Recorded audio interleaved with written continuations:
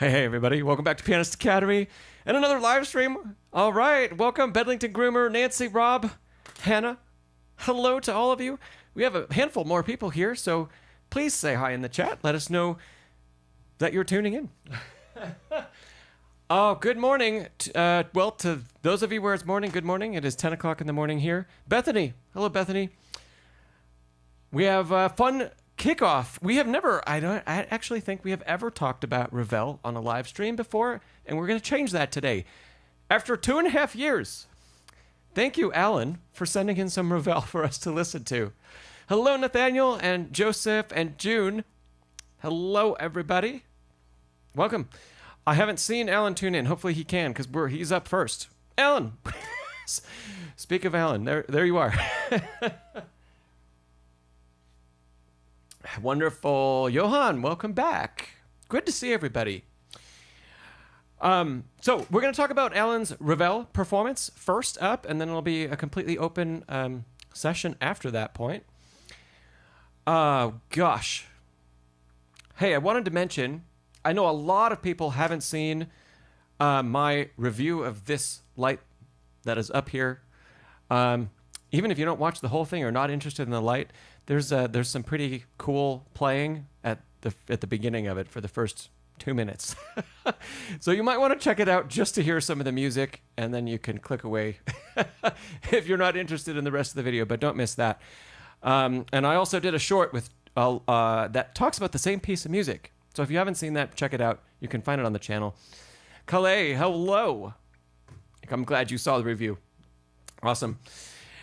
Oh, the other thing I wanted to mention about that is that if you didn't see it, you can actually win this light. It's kind of out of the frame, and if I pull it down, I'm going to mess up my lighting. But it's a $450 piano light, and the company, BenQ, is giving one away.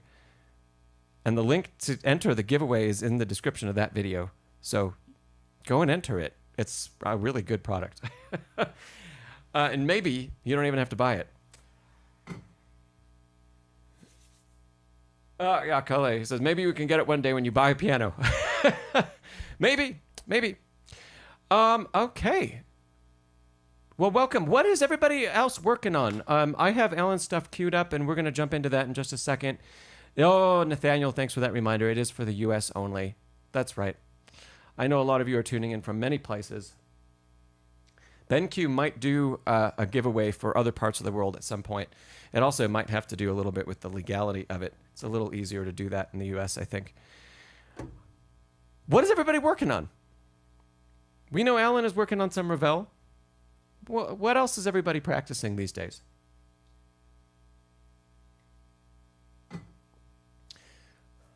This morning, I'll start us off. This morning, I played through some Bach. I played some Chopin. Played a little Beethoven. I think that covers it.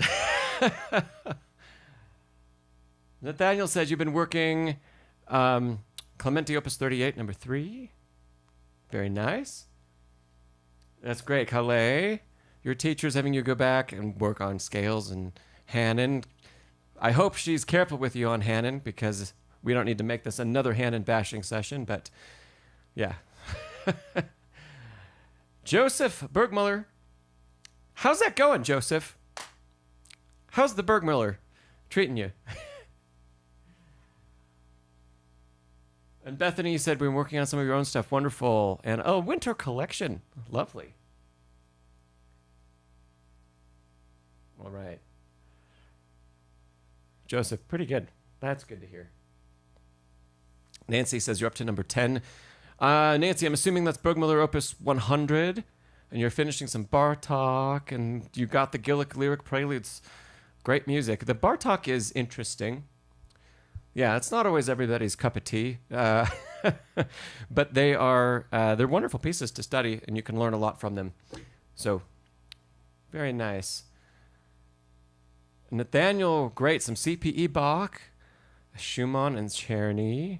Bedlington Groomer of Foreign Lands and Peoples. Great. Oh, and Joseph, you're playing one of my originals, not even an arrangement. One of my originals, Coming Home. Thank you. Thank you for playing that. And Alan, thanks for chiming in, Alan. You're also playing some Clementi and Mendelssohn and the Solfeggetto. I think that's also CPE Bach. Yeah. Yeah, very nice, Alan. Oh, welcome, Licia. Bach, Burgmüller, and other level 2, 4 stuff.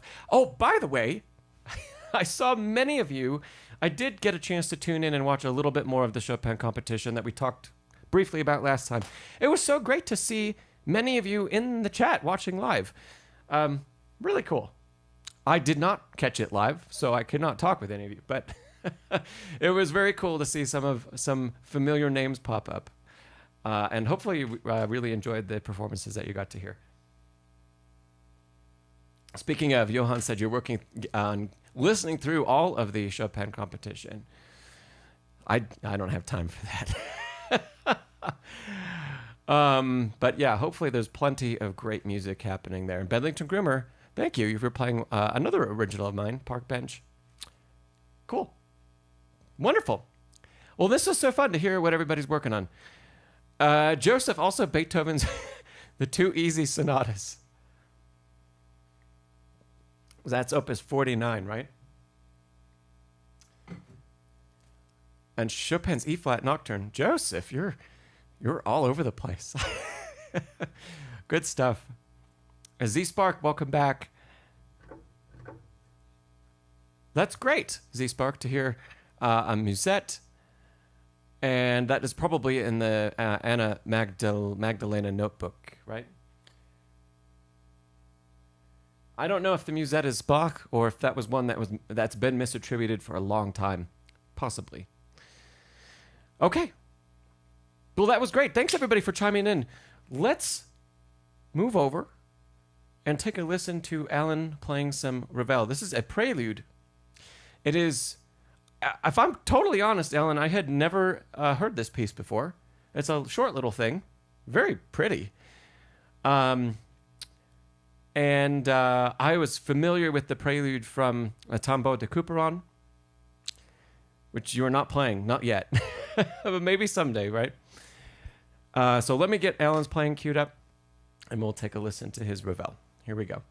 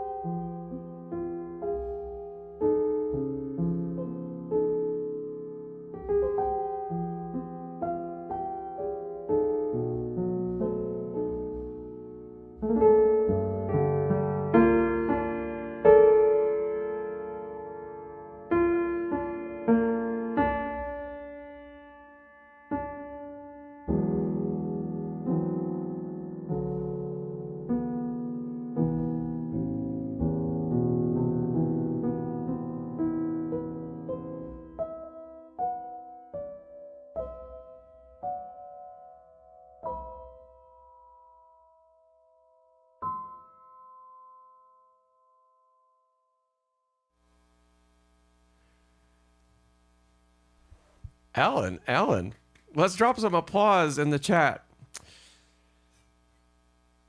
Nicely played. Yeah. Lots of feeling. Really, yeah, nice work, Alan. The last time we heard you play was, it was a Clementi sonatina. I'm not sure if it was the one that you're still practicing that you mentioned, but very nice.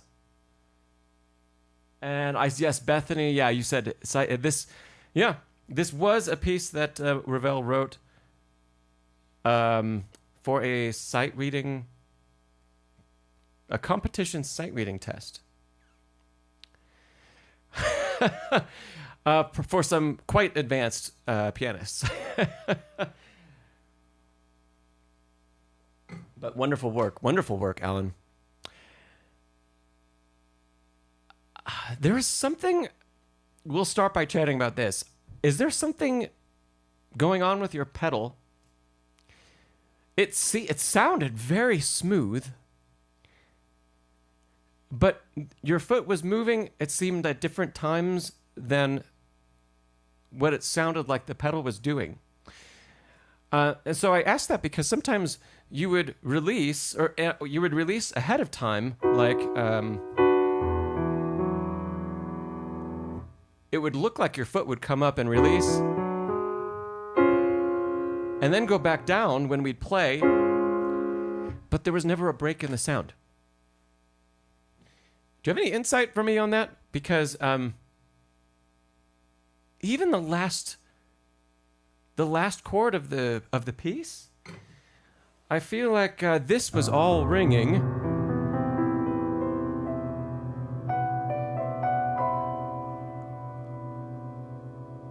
Okay, Alan, that's good. Because I felt like all this is ringing, and then I saw your foot leave the pedal, and then you play the last one, but everything's sustained. Okay, I won't talk any more about the pedal. We'll just say it sounded good, most of the time. We might touch on it a little bit more. Ellen, what VST were you using, by the way? And if you could also, do you know if your keyboard does half pedaling, and if the VST you use also does half pedaling?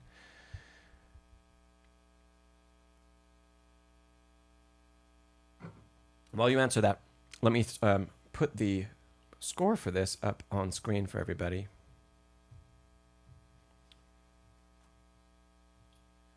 So you can get a glimpse of what's going on. Okay, thanks, Alan. The keyboard doesn't have half pedal. The VST might. Okay. Bedlington Groomer, a VST is a virtual instrument. So that is a computer is triggering a different instrument to play that is not the onboard sounds on a keyboard. Anybody that has a keyboard, super great investment to get a VST that sounds really, really great. Hello, Josip and Noteworthy. Get a great sounding VST. It will make your playing on your digital even more enjoyable. I'm sure you all already love it to begin with, but it really opens up a whole new playing experience if you have a really great VST also. There are a couple, I'm a big fan of VI Labs, the company VI Labs, as many people know. They do have an iPad version of one of their products, the Ravenscroft 275. So if you're not into hooking up a computer and figuring out how that needs to happen with your equipment setup, they make a great iPad version of their Ravenscroft VST. It's not quite as expansive software as what would go on a computer, but it still sounds really good. Oscillus, VST. That's a great question. We're just talking about it. A VST is a virtual instrument, and yeah. A VST is a virtual instrument. So think about if you play a digital and you have onboard sounds on your keyboard, that is kind of like a VST, the onboard sounds, right? But you can also buy standalone VSTs that were made by really, really fancy software developers that replicate the sounds of specific instruments in specific spaces.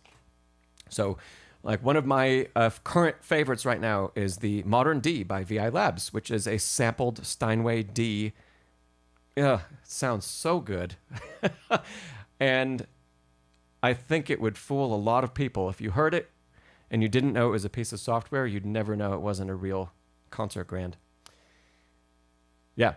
So anyway, I think that's worth everybody that plays on a digital, think about that. Check it out, because for a fairly nominal amount of money, like $100 to $300 US, you can get an instrument that sounds so good, and it'll never go out of tune. You'll never have to do maintenance on it. It will work with any keyboard you transition to. It'll always work. I've been playing some of my favorite VSTs for 10 years. They're still great. Yeah, Alan, it does sound wonderful. Very nice. Okay, Alan, let's jump back into your playing. So great work again. I think also nice work on technique. The last time we talked, I think I remember talking about a little bit of a collapsed bridge. I wasn't seeing too much of that. Maybe a hint of it still exists in some of the octaves the right hand was playing, but because the octaves need to be so low to make room for the left hand, that's a little bit of a risk. But if it happened at all, it was very brief. So great work on addressing that, which we talked about last time.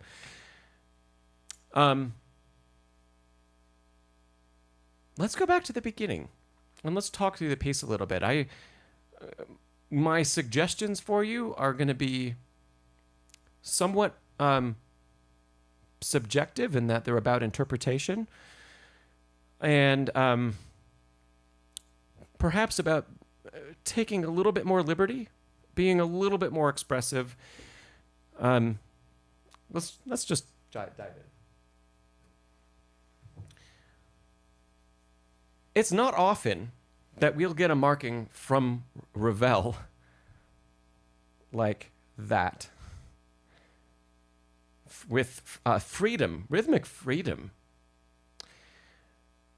Very often Ravel's music is highly characterized by his childhood exposure to, his father was, I believe, an inventor, and they did a lot of traveling to factories, and he was also around little wind-up toys and small mechanical mechanisms that were very precise. And his music is usually very influenced by those sorts of sounds. Maybe not heavy machinery and big thuds and bangs. We would usually think of like Prokofiev as being influenced by that. But usually Ravel's music is about extreme precision and then making music within that precision. And here we get a very different marking than is typical from Ravel. So what I highlighted there, let me just put that in red so it's a little bit more visible. Lots of rhythmic freedom, and of course, very slowly and expressively, very expressive. Let's take both of those markings to heart. And can we stretch and push and pull a little bit more? Maybe within, not quite as much as some super romantic melody from one of the romantic composers, but a little bit more. So,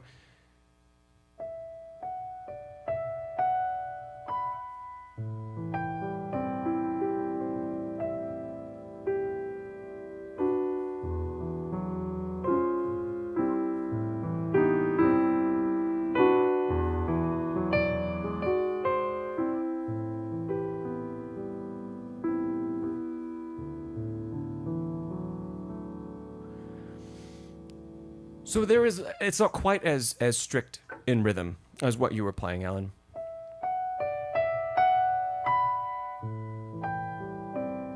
And even though there's no crescendo marked at the beginning here, it's all marked piano.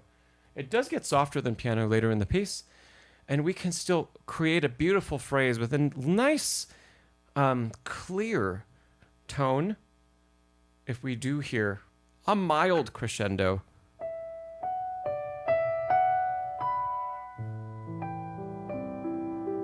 Up to that, the ninth of the chord. I love Ravel's harmony. It's so wonderful. Hey, Dith. And Alan says, whoa. I think hopefully that was a good whoa. Alan, could you type in the chat, what have you listened to recordings of the piece, and who have you listened to play it, if you have? Okay. Oh, there we go. Alan, I love that. You said it's like the opening of a curtain? Oh, yeah. Love it.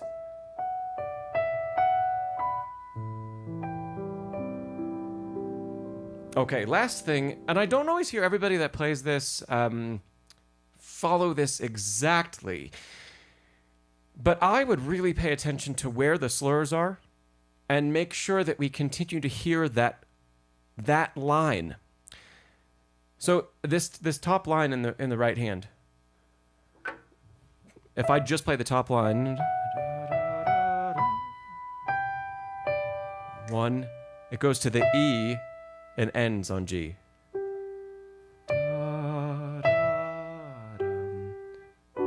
And then there's a little break. Yeah.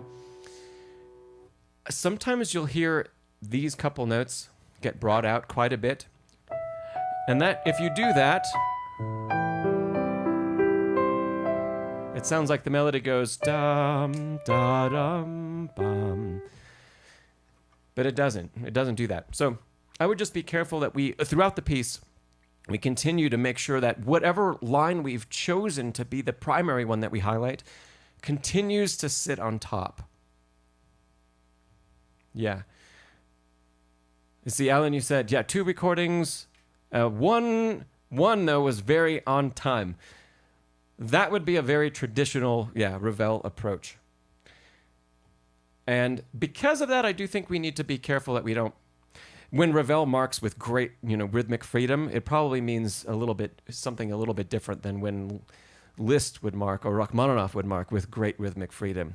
We probably get more freedom from those composers. Noteworthy, this is a prelude, like you see on the screen. That's it. Alan, do you know the catalog number? Is it 48? Let me see if it's on here on the previous page. It's not. Well, it's the Prelude from 1913. Hello, Catherine. Okay, so let's move on from that, Alan. But if you do have that catalog number, let me know. Otherwise, I might be able to find it really quick, noteworthy for you when we finish up here. Okay, next thing, Alan. When you get into the 1, 2, 3, the 4th bar, this is just the beginning of some really cool opportunities that will come up to highlight really remarkable changes in color of harmony. So, from the beginning of that bar, 4, this that comes, ooh, so unpredictable, so beautiful. How can we highlight that more? Maybe instead of just playing a nice phrase with good pedaling where we change, of course. Don't let that blur. That's too much, even for Ravel. Instead of making it like that, what if we make a big, almost like a subito piano, right for that pitch?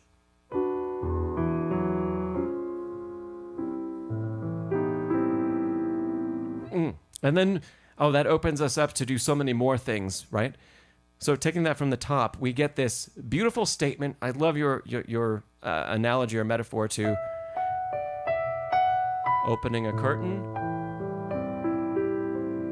focusing on the top melody, and color.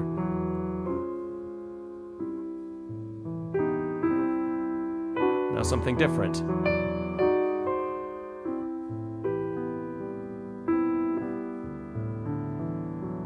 Speaking of the melody, that E goes down to the A.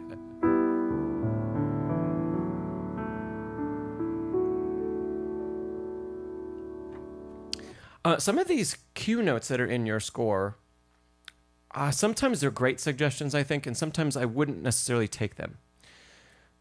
Thanks, Josip. I'll talk a little bit about that, about miking the piano in just a second, but I appreciate the comment. Thank you. So, Alan, these cue notes in measure 9, if you've already learned it that way, I cannot remember what hand position you used. I would still play all those with left hand myself, and make sure right hand finishes the duty of the phrase, and left hand continues its texture, even though the hands will cross. Okay. Let's talk about, I'm going to add one more thing. And Ellen, hopefully you have an opportunity to try this out on an acoustic piano at some point, because if your piano doesn't have half pedaling, this isn't going to work. But if you find yourself in a situation where you have access to one, you can try. Ellen, you have a teacher, right?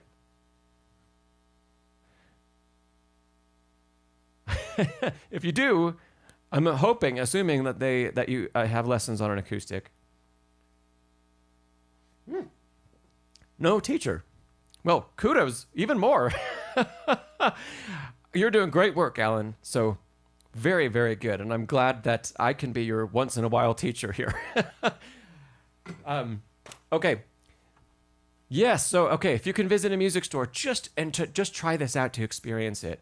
I don't need to put the score back up for now, but if we play with a little half pedal or play with a gradual release, especially in just the first bar, if we pedal the whole first bar, we get this. That sounds okay. If we don't pedal the bar at all, that's too dry. But what if we start with a full pedal, and then I will show the score actually, to show you what I'm going to do. What if we start with a full pedal and then slowly release it to the high note? So we're going to go through all of the gradations of pedal from fully depressed, and then it will be released on the high B. I can do that a little better. I'll try it again.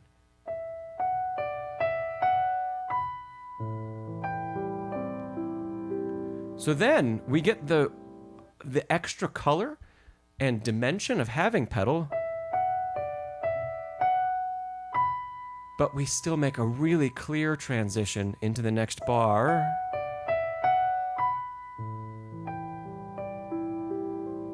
To set up that harmony that enters in the left hand.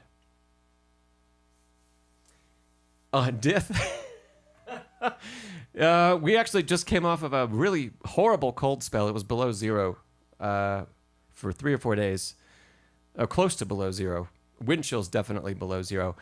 And I guess now that it's 25 degrees today Fahrenheit, and it feels balmy compared to -10 wind chill. Yeah. Ellen, if you have a chance to try out that half pedaling, or just to see how that feels and what that sounds like when you get to the music store, try that out. Okay, let's go on. Okay, into the octave section. End of the first page.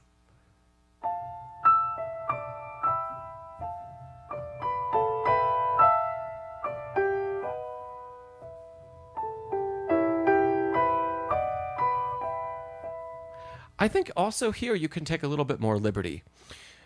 Perhaps even following the crescendo and decrescendo marks as also kind of where we're going to throw in some rubato. So moving forward.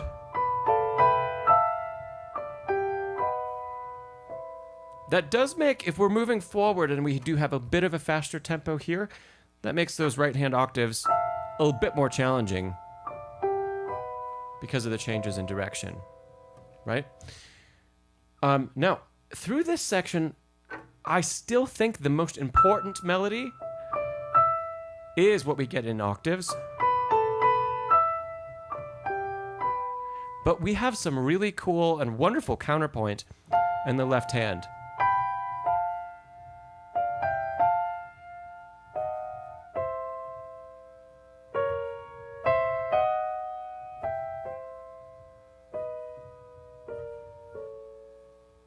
It's not quite as singable, but it's still really beautiful and really important, yeah.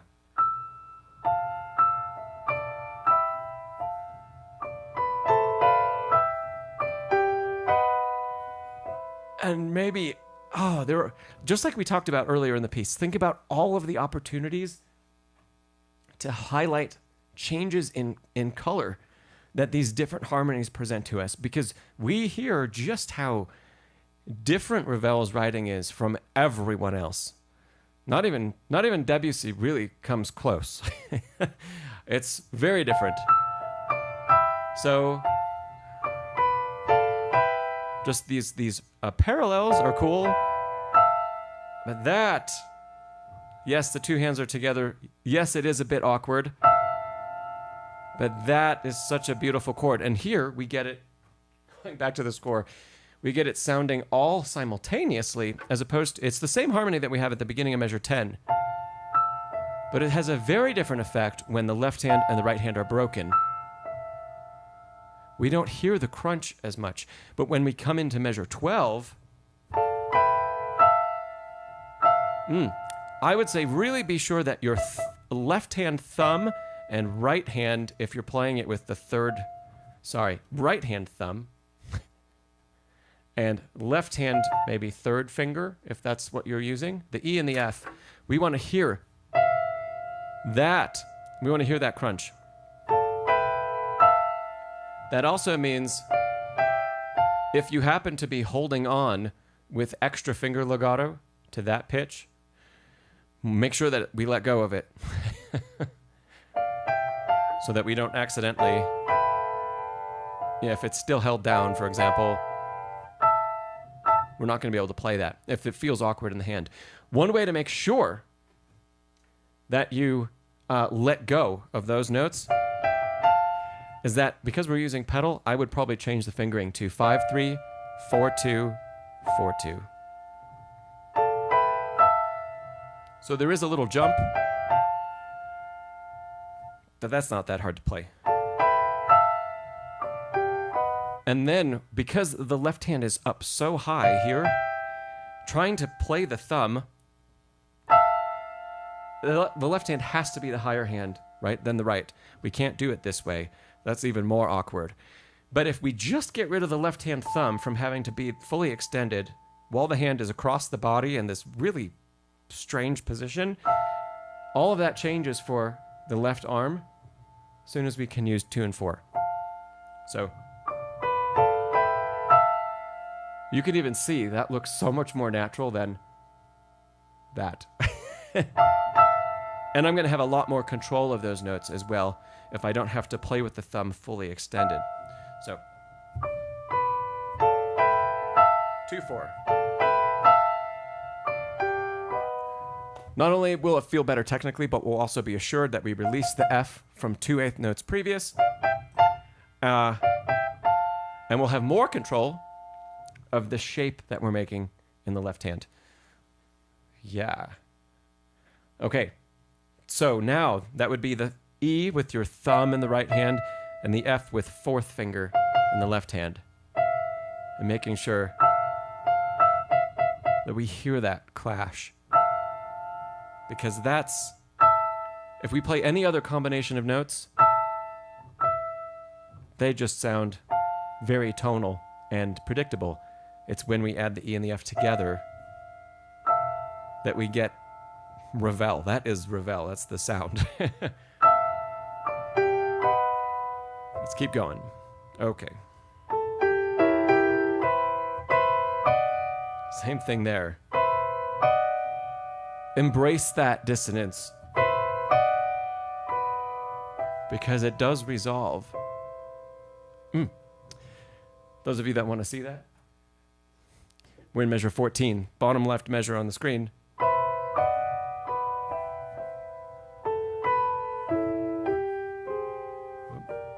There we go. Okay. Now, Alan, one other thing. As we are playing through this section from measure 10, and we said move forward more, especially maybe follow the hairpins. Those can give you a little bit of a guide. So forward arrow is getting faster. Backward arrow is getting a little slower, maybe a little faster again. Maybe even a little bit faster through there, because we do get time to sit on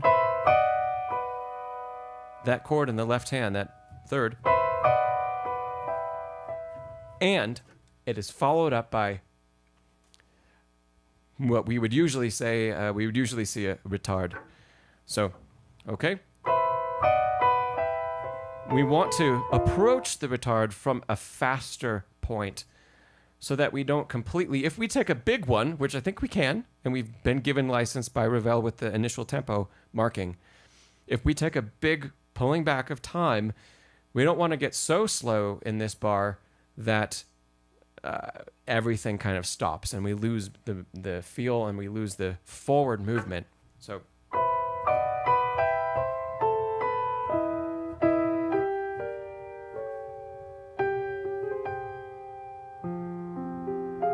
that was a little too long here on the downbeat.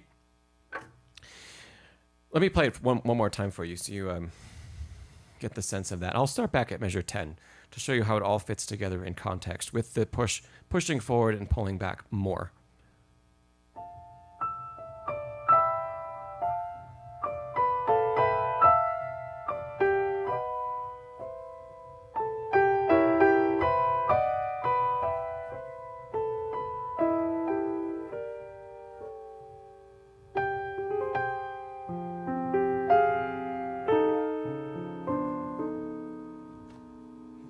Yeah, hope that makes sense, yeah.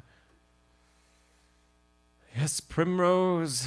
Yeah, dissonance, right? Doesn't it? It does feel so good when you resolve that dissonance. Ravel doesn't give us many opportunities. One comes in that bar I just played, 16.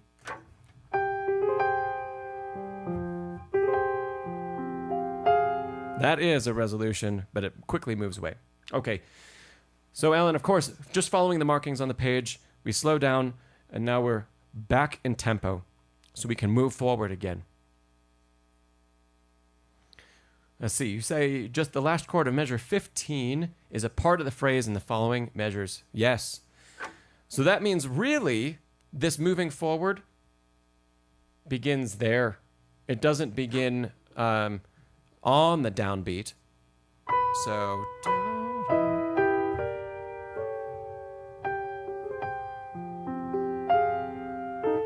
yeah. And by the way, I do really like that note being taken by the left hand and not by the right hand. Well, I'm losing my iPad signal. Hold on a second. When that happens, I just need to plug in again. And it'll come back. Maybe. There it is. Okay. That chord shape that we have in bar 16, where all the red is. If I show you that, it is possible to play if you have quite a large hand. And if I show you that here, it looks like this. It's a very awkward stretch. And what makes it awkward is second finger on A flat, and then 5 on the almost an octave up. So what the notation has, the editor's suggestion is taking that with the thumb or any finger in the left hand. So much easier, and we can roll it anyway. So I would take that suggestion. I'm glad you realized, Alan. Continuing on the theme that we've talked about, continue looking for ways of highlighting color changes. That is nice and lovely, but what comes next? It was so different.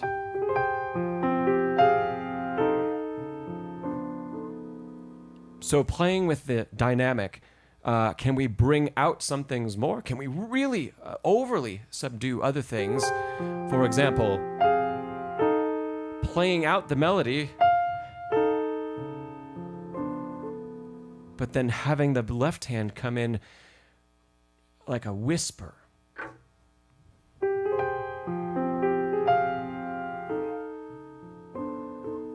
Going on to the next bar.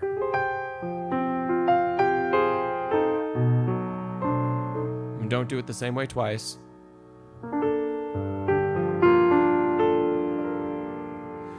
Oh, And this is a great opportunity. I cannot remember what you did, Alan, but if you didn't do this, take the pedal all the way from here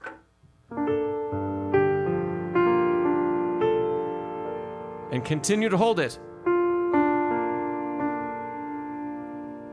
I would say even through the end of 22, and then release. Yeah. That will ensure, if we have the pedal down, that will ensure that we're actually going to be able to make this crescendo in a way that we don't have to continue to play out each of the notes quite so much. So we can stay within the right emotional context. We can stay within the right dynamic.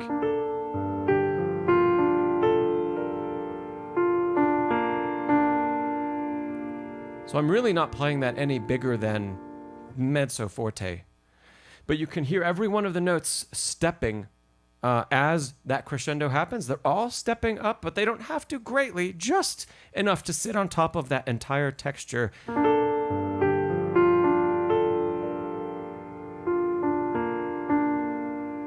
But it sounds like it continues to grow. And then change. Ellen, I believe in measure 23, you restruck that note in the middle of the chord, and you played all three. Be sure you tie that middle one. And I would really make that decrescendo happen for those accompanimental notes. Yeah.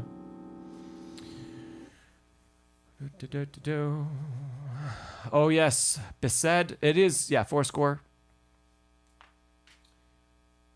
June, great question. June asked, do you incorporate movements, these movements as you learn the piece, or do you need to play in time first and then incorporate them later? That's a great question, June. The answer, I think, depends on how quickly you learn and the level that you're playing at.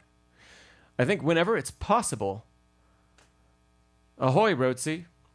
Does anyone else hear buzzing? Or is that only on Roadseed's end? June, going back to your question.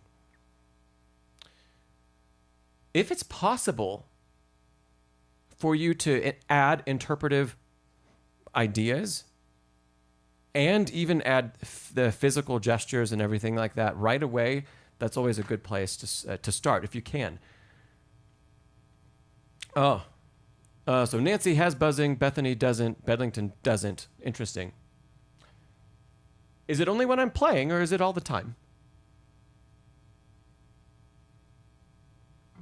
I do have a if it's when I'm playing, one of my hinges on the piano lid is actually slightly loose. And you might be hearing that if it's when between that and the music rack has a tiny little buzz in it, and if the mics are picking that up. No, Rosie says it's static all the time.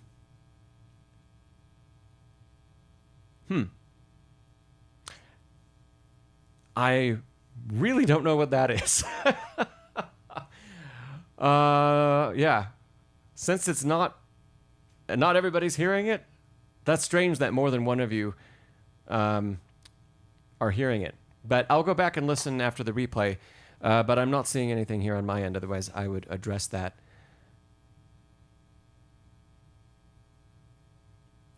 Interesting, Bedlington. Okay.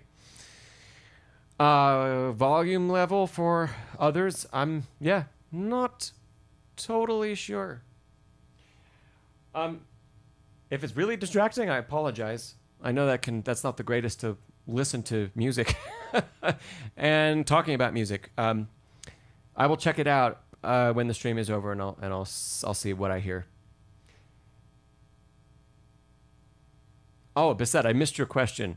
I'll answer that as soon as I finish up with June's question, okay? And so June, yes, if you can, at the beginning of learning something, yes, go into try incorporating more things. If you can't, no problem.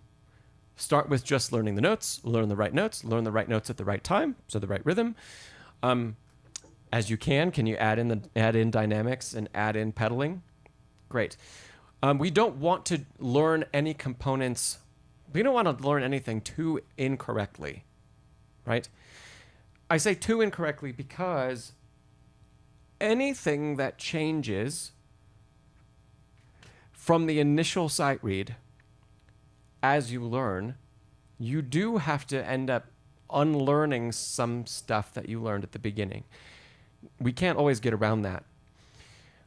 Sometimes we just have to. We have to go small steps at a time, and that's fine, knowing that things are going to change in the future. But when you get to a point where you can say, okay, maybe it's a simple enough piece, it's not one that's so challenging, it's simple enough that you can get to know it pretty well and read it pretty well, and we can start incorporating more of that at the beginning, definitely change gears. When I look at a new piece of music, I'm just about sight reading this today, as an example. I'm incorporating all of it simultaneously, all of it, right? Now, I wouldn't be able to do that on, say, a Chopin etude. I wouldn't be able to incorporate all of that simultaneously on a sight read. But something that is simpler for me, sure, I can. And everybody, you'll find that point in your own music and your own playing. And I'm sure there'll be things that are that you want to play that we can take a step back a few levels from where we're at currently and play some other things and just enjoy them. That's one of the reasons I've done videos about this on the channel. That's one of the reasons I like going back to repertoire that is at levels below where a student has accomplished, because we're not so preoccupied by just executing and just executing to like the bare bones level of playing the notes at the right time, right? But because that component is simpler for us to digest because we've gone further, then we can start to incorporate those other things right away, right at the beginning. And that's a really important thing. Yeah, that's a really important thing as soon as you're able to do it.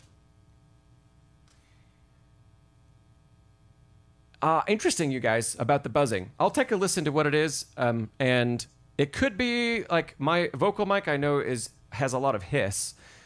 And that's just because this is turned way up. And I can't do anything about that. But it's strange because it's always been like that. I haven't changed it. And if you can hear the furnace is on, I wouldn't think you'd be able to hear a ton of that, but maybe that's also coming through. Let me jump to Besed's question. And then, Alan, I don't think we actually have a whole lot. No, we don't have a whole lot to finish up. We'll kind of recap where you were.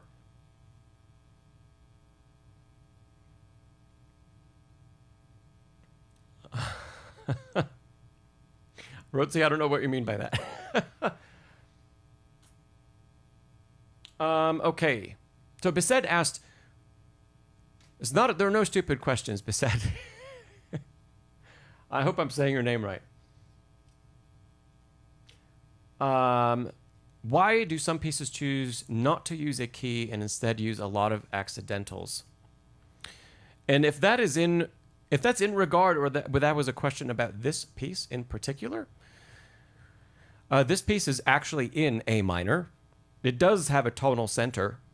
It is obscured, for sure, by all of the other stuff Ravel has done, but it is in A minor, and A minor's key signature, of course, is no sharps, no flats.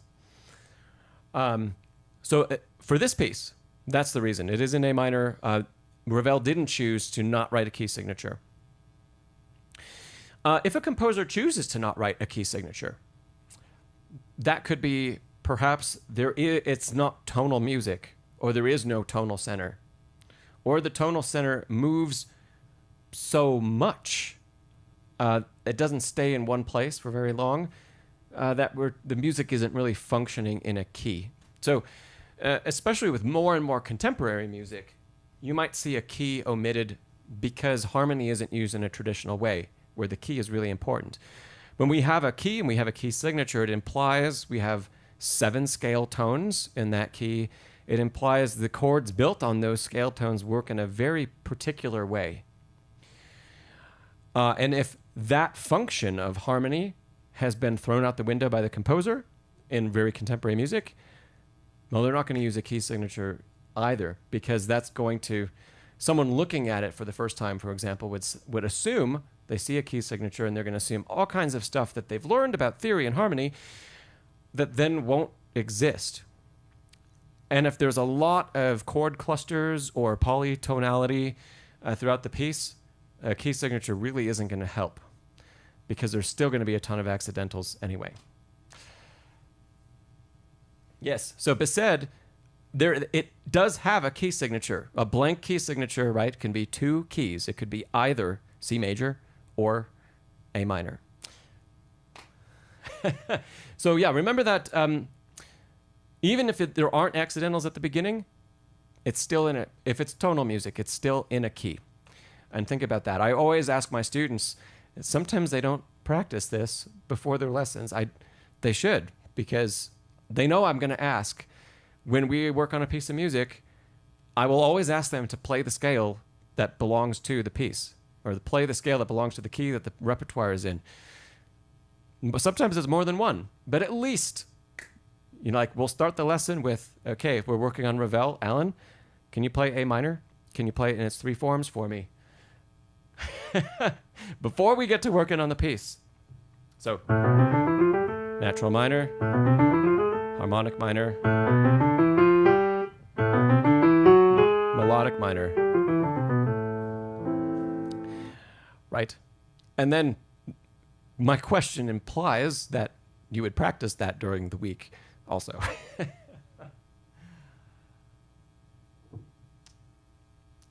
Nancy, you have a C sharp in the key signature. That could be a modal, some kind of modal key signature. I'm not super familiar with the pieces, and I definitely don't have them on my iPad. I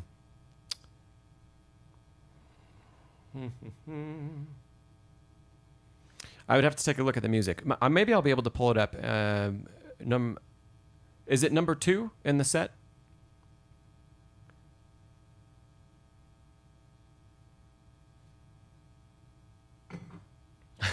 Death, yeah. And Alan, going back to your question, all mouvement, that means go back to the original tempo, like tempo primo, you'll see, or tempo with the Roman numeral 1 or capital I. Yes. Technically, it means with more movement. In this case, in a lot of cases, it won't really exceed tempo primo. It depends on the context of the piece.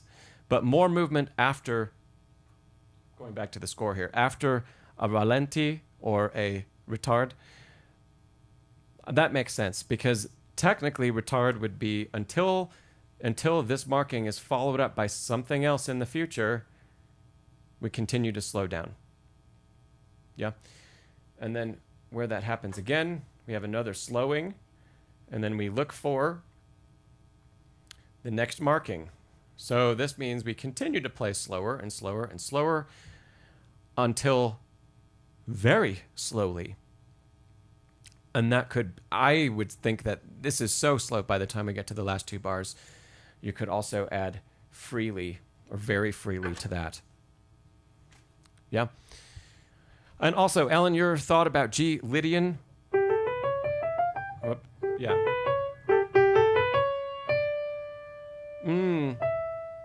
Yeah. G Lydian. Perhaps.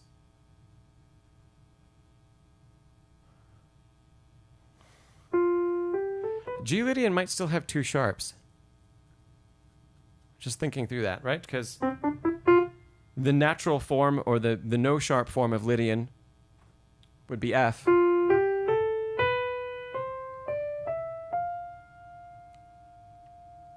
But F Lydian still contains the leading tone being this raised 7th scale degree, or only a half step below 1. So if we play G Lydian, we get C sharp, Mixolydian would be a lowered 7.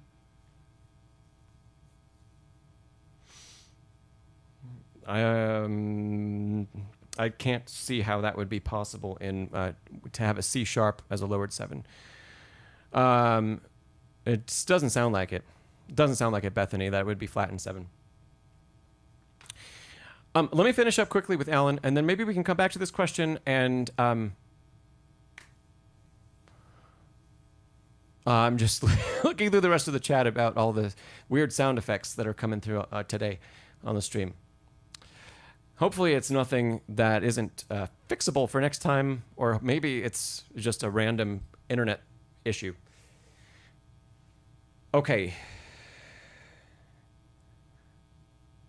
Okay, I think I just have one more comment, Alan. And we'll completely move on. Okay, so we were almost to the very end of the piece. We've played this big crescendo at the top of the page, right hand bar, measure 20.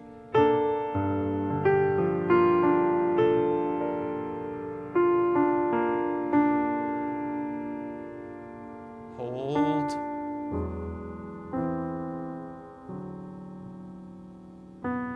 Now in 24, I think you can play out this A, the very bottom note, a bit more. That's a tenuto mark for you, because we really want to hear that A ring and ring and ring for this the entire rest of the piece. So give it enough,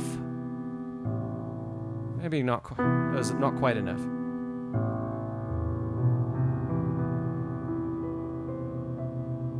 So that we really hear all of that being based on A. And that is really our resolution right here. So find that dynamic. A tenuto attack would be good. You could also think about it a little bit like a bell, and you could lift the hand as you play that, if that makes it easier to give a nice, just a little bit of a ping to it.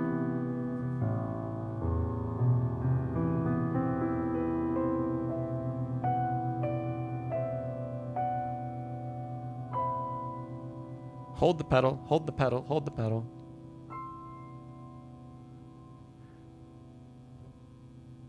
And then cut off. I think you held it the whole time. But don't be afraid of all of that blur. It's really beautiful at the end.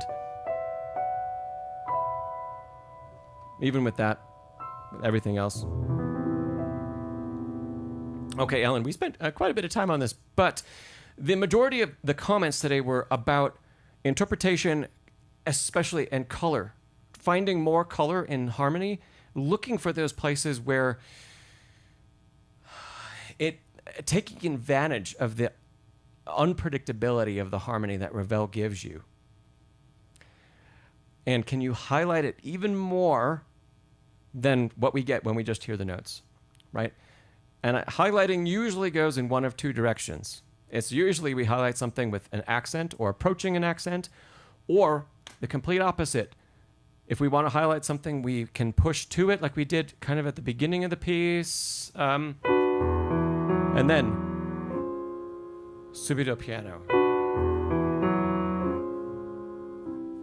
More melody on top than that, but...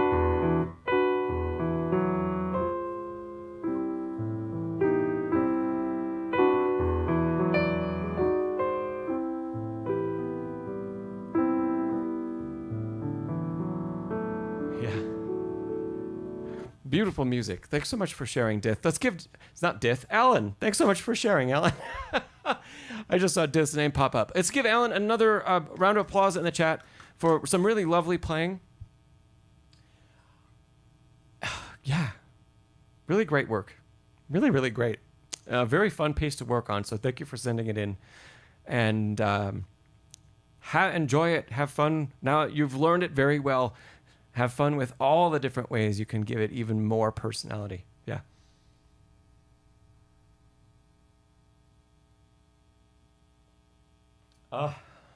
Wonderful. Awesome, Alan. You said you'll play it back later and write. That's great.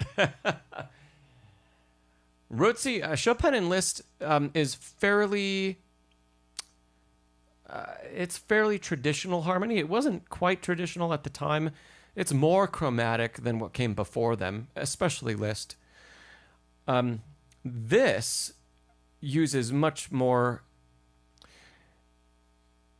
I wouldn't. It's not really experimental harmony, but it uses much more upper extension of the chord than Liszt and Chopin would. Liszt, perhaps, at the Alan. Thank you so much, Alan. I appreciate that. Liszt would have used more extensions like that in harmony late in his life. Some of his really late works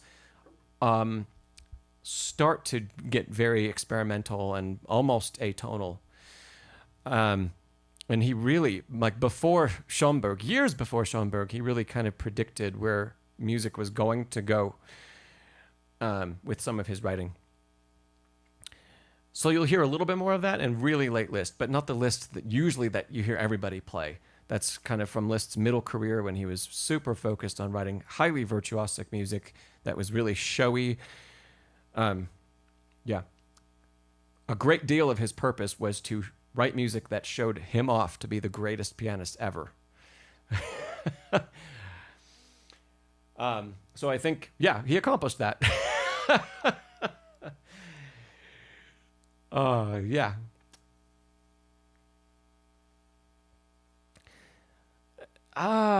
Wrote a great point about Chopin in the finale of the second sonata.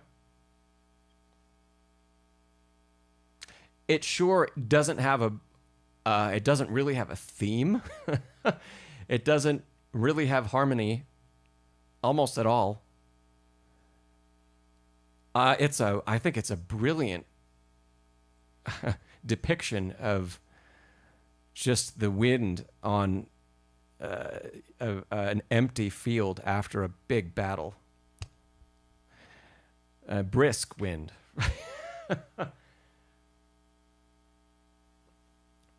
I've never thought about it as atonal. So I still don't know if I'd think about it as atonal because we don't get any chord clusters and we don't get any true like stacks of harmony. Dylan, thoughts on Ondine? I love the piece. I haven't played it yet. I will learn it at some point. I want to learn the whole set. I've never played any of the movements of Gaspard. And I'd love to.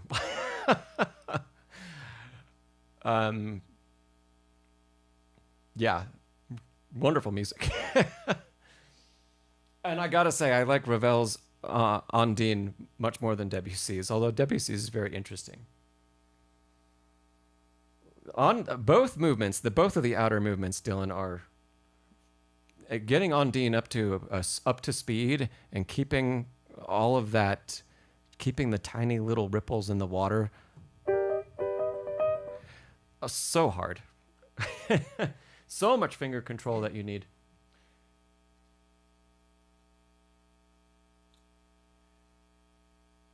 Okay.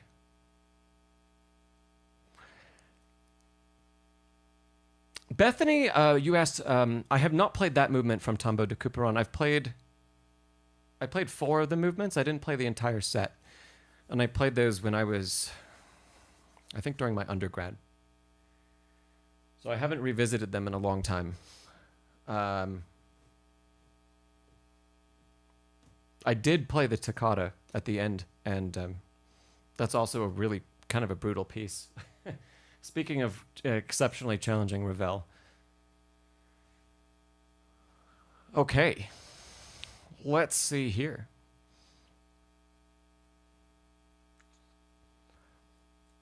Okay, I missed some questions. So I'm going to go back. And, Nancy, to try to answer your question a little bit better, do you have a scan of that Bartók? And if you do, if you could send it to me in an email, my email address should be in the description of this video. And I could probably, that would be a lot easier than trying to go find it online, which will take me a few minutes. But if you've got that handy, we can all look at it together and talk about what that weird key signature means. And then I see from a little bit back,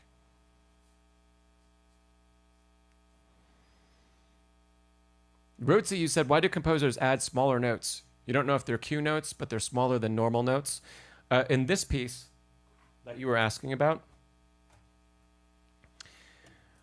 these notes, like for example, that is a suggested hand distribution from the editor because they match exactly the notes that are in the left hand.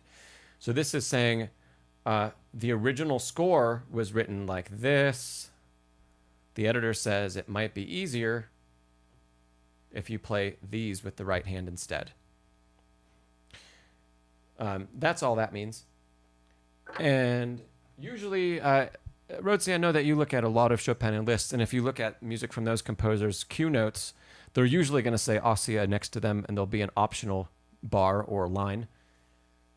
And so that is more, I guess that's better described. Here in this score, you'd have to have looked at the fine point and see, well, what does the asterisk mean? And okay, so everything that's written as Q notes mean hand distribution and not anything else.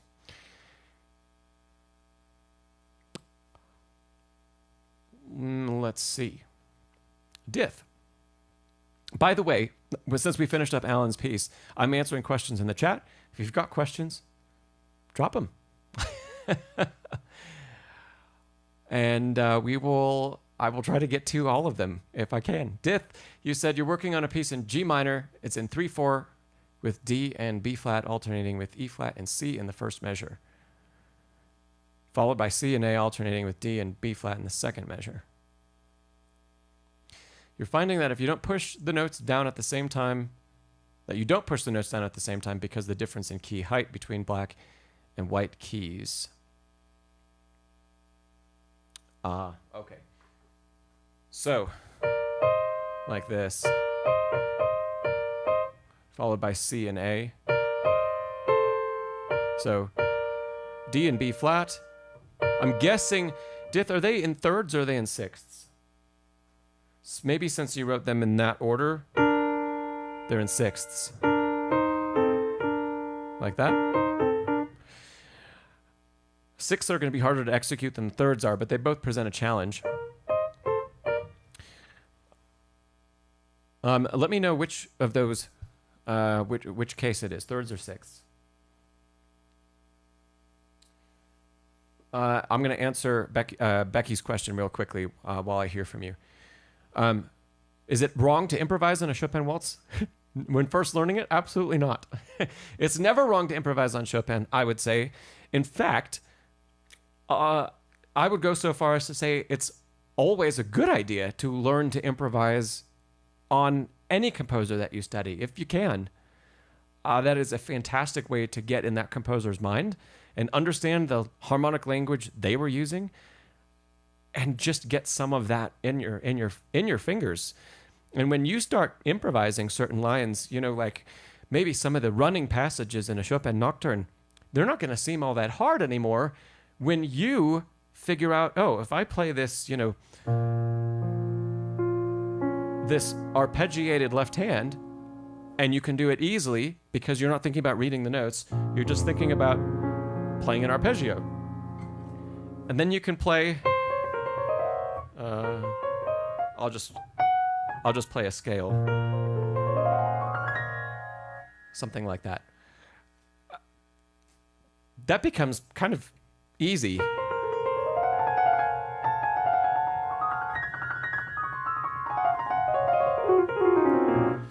Okay, that's not Chopin. No, but it's reminiscent of maybe a little bit of one of those chromatic lines that A sends in a nocturne, or D sends, right? And if that's in your fingers, and you know what that feels like to play a gesture because you're thinking about it that way, when it comes time to play it in a piece, it's going to make a lot more sense. And you're going to probably not be inclined to try to mathematically line up all those notes.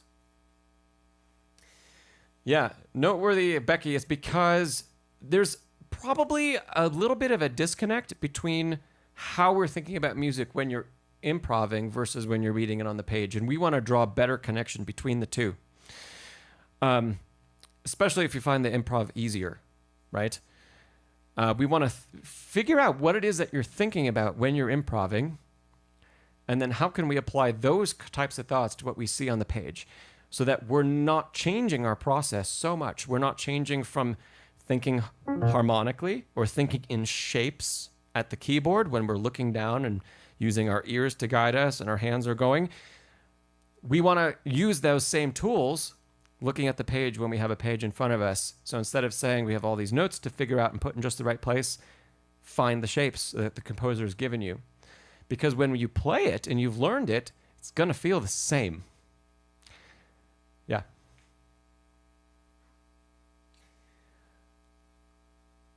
Okay. Let me see. Dith, okay, you had said thirds. Going back to Dith's question. Thirds, D and B flat, E flat, C, and then D flat again, and then probably going down to A and C. Yes, Dith. Okay. In order to play those a little bit more evenly, I'm assuming they're legato, and that might be part of the reason why you're having trouble getting both notes to sound at the same time. Use a wrist attack to play each one, and while you're learning the phrase, play them all detached. So, do you see what I'm doing here with the wrist? It's a little preparatory motion. When I show this to in-person students of mine, sometimes they tend to hold this position and not release it. And they start to default back to hold, release, and then hold, strike, release, and then hold, strike, release. We don't want to do that. We want the hold and strike to be one motion. That's just a preparation. It's as if you just do that. And if you do that like on the lap, that's super easy. And we do it at the piano, but it's one movement. Prepare, strike. Prepare, strike. We want to incorporate a bigger movement from further up the arm so that we have an easier time finding the bottom of the key when we play those thirds. Because you're right, playing them simultaneously here, it's easy to have them broken. Especially if we're only trying to play with fingers and if we're trying to play softly. Yeah, it takes more practice to play softly. So you're going to learn where the bottom of the key is and what the precise movement the fingers need to make. If we think about it like exaggerating what the fingers are doing, we're not replacing it, but we're giving the fingers an aid from the wrist.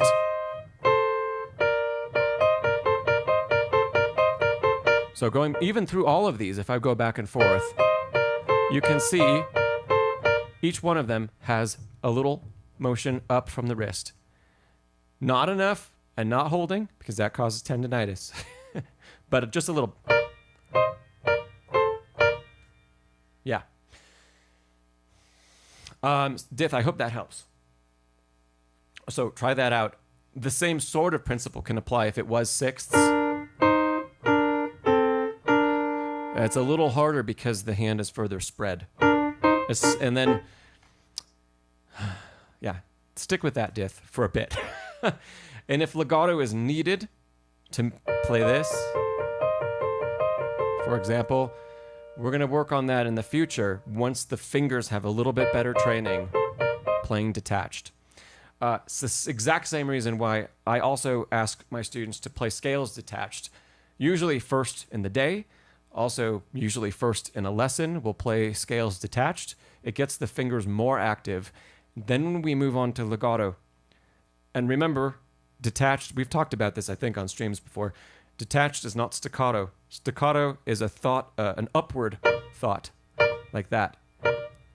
Detached is a full sink in that just releases, almost like a lazy release, and that the hand goes completely relaxed. If I play it in a scale, we'll take B flat.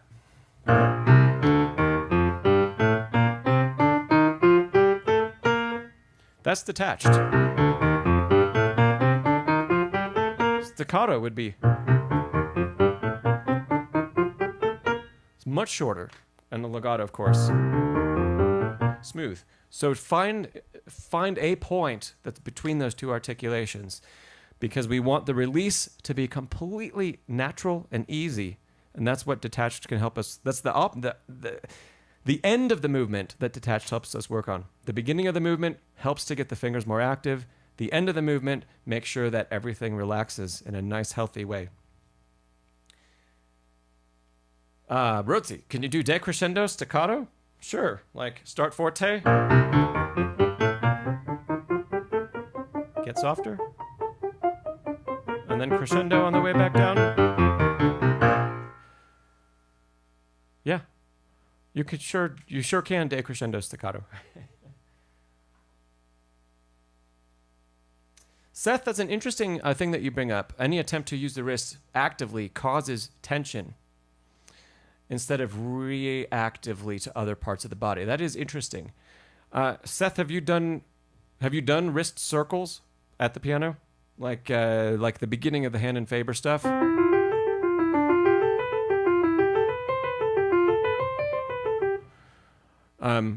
The point of that, Nancy, thank you. The point of the wrist circles is to make sure that this has a lot of freedom and that we're not playing with stiff wrists.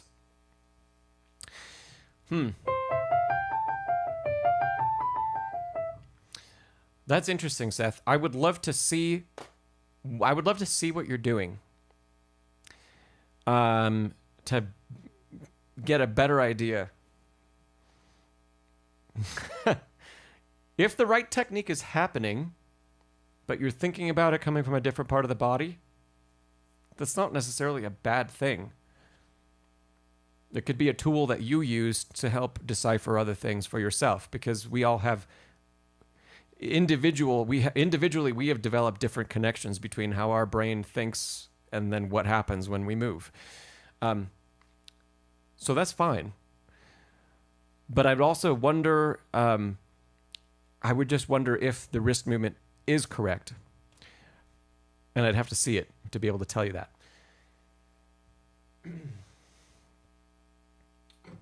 Seth, I have a video here on the channel. It's called a tension release warm-up. And it's all about wrist movement and cushion. It doesn't sound all that great, but drop in on a fifth, like C and G, and you're just letting the arm weight pull the fingers and the hand down. And there's no tension at all here. And then the middle three fingers, 2, 3, 4, throw the wrist back up in the air. So we go from extreme to extreme. The point of this exercise is to get rid of wrist tension. I saw my teacher in my undergrad use that with a few students in the studio that were always playing with stiff arms, and everything was locked up, and they were having trouble executing things faster and faster. And he put them on this exercise for, I don't know, a semester, daily as a part of warm-up before they did scales. And with that daily practice and making sure we weren't manufacturing depression and release, but that it was truly natural, got rid of all their wrist problems. I don't know where he got that exercise from, but my video is just basically a copy of what I learned from him.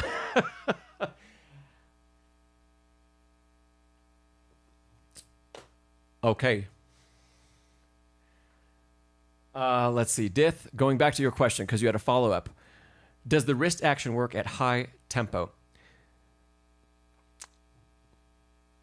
That isn't... So, Dith, don't be worried about that. To answer your question directly, no, the wrist action does not work at high tempo. It depends on how high the tempo is. Quarter note at 170, if they're all quarter notes... Let me hear just how fast that is.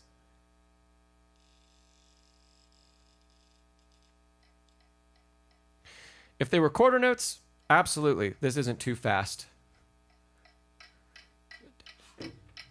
So, if they were eighth notes, it's still not actually too fast to use the wrist motion. If they were faster than that, 230.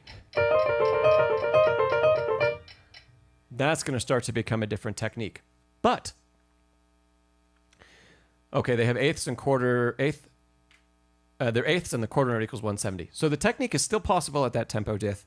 The other thing is, even when the tempo, the performance tempo needs to exceed that, it's still really valuable because the whole point is that we're training better articulation of the fingers. Eventually, once the articulation is trained, we will omit the wrist movement, right? But until the articulation is trained, we're going to have a really hard time getting the fingers to behave without giving them like a bolster of some kind, without giving them a little bit of help and a little bit of support. So if you're playing anything that needs to speed up beyond that, it's still really valuable to take this technique and practice throwing the wrist. And then as we get faster and faster and faster, the wrist movement becomes smaller and smaller to the point where it vanishes. But what we're left with is all of the active fingers that we built by training the wrist engagement as well. It's going to happen faster in practice if you throw the wrist than if you don't, and you just try to work on fingers only. Yeah. So you can still use it. Even if the technique doesn't work at performance tempo, you can still use it at practice tempo and have it be really, really beneficial.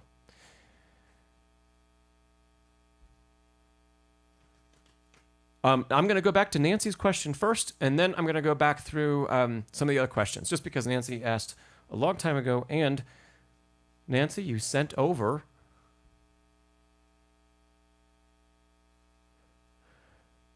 wow.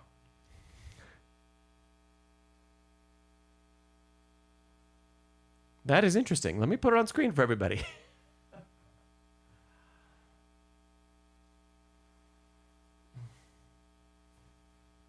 So let's see. Let me play it for you. Adagio, dotted quarter.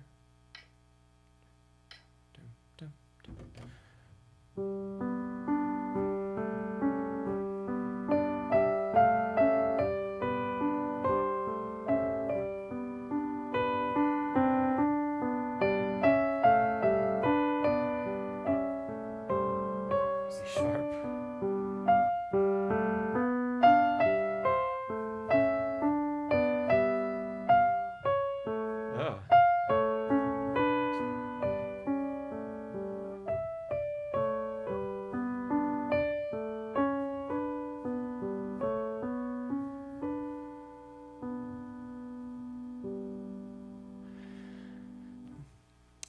That's interesting, Nancy. So what is this? It's almost...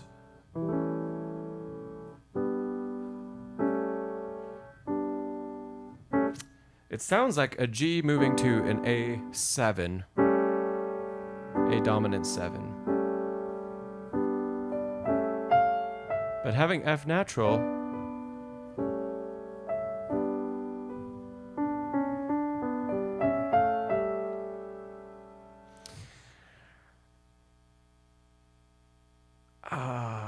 let's see, Bethany, you say, is the extra measure the scale definition? Bethany, you mean that like right above the second measure there?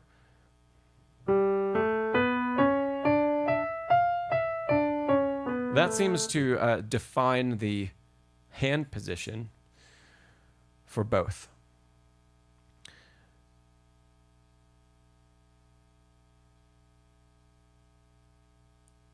Yeah, that is interesting.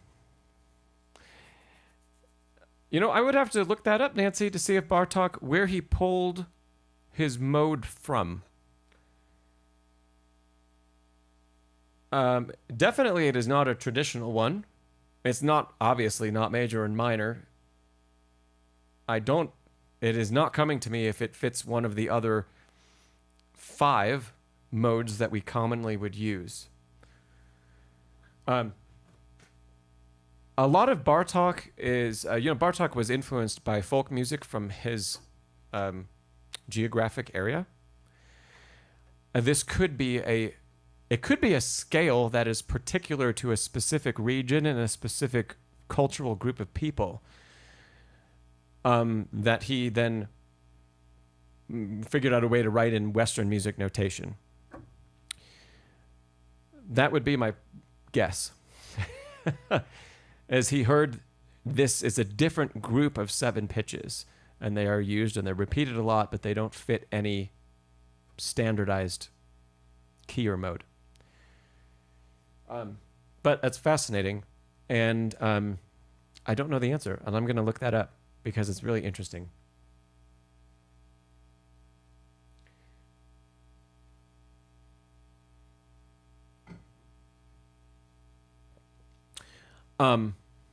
Let me go back through the chat. Nancy, I wish I had a better answer for you. And gosh, if anybody here does have that answer, please chime in. I need to go back up, and I missed a few questions. I think Johan sent something.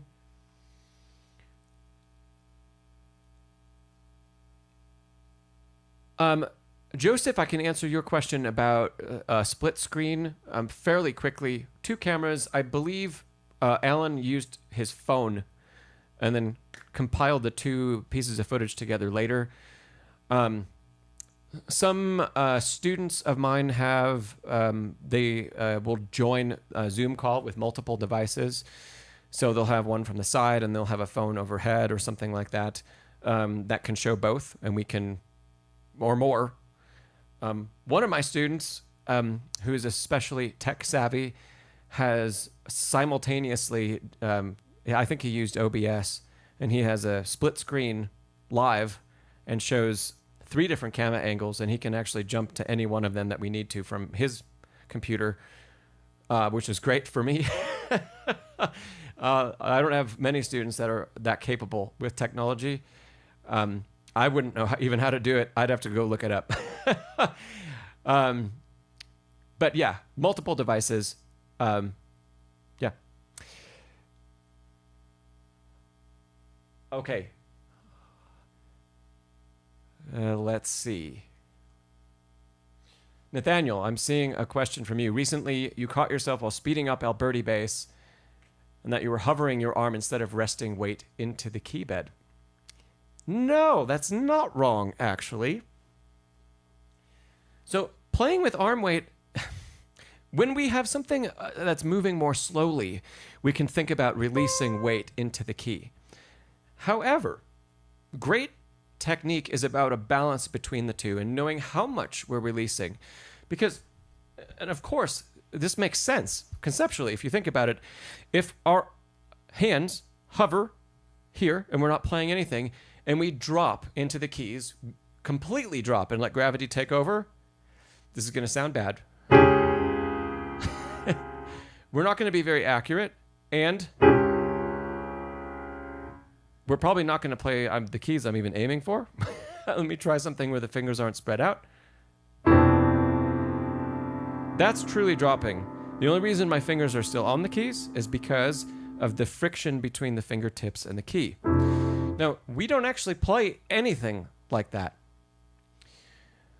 And so there's always a balance that we're trying to find between how much do we allow the drop into the key, and then after we've dropped arm weight into a key, I'm going back to fifths because the hand falls that way naturally. After we drop in, the wrist always works like a cushion. If we have to play a lot of notes at the same time, like Alberti bass, well, guess what? Moving that quickly, there's very little arm weight that's being transferred. There is some, and we do it in Alberti bass through rotation across the hand, and that can help us so we're not just playing everything with the fingers themselves. Rotation moves that weight back and forth, but it's still not all of the weight, because if we let all of the weight go, we'd not be able to move from that point. So we can learn what that relaxed dropping feels like at the beginning. And quickly, I would say, add in the idea that weight needs to be balanced. How much we drop is balanced depending on the time we have, and also is cushioned by the wrist, so that as we use arm weight, the wrist rebounds and picks it up.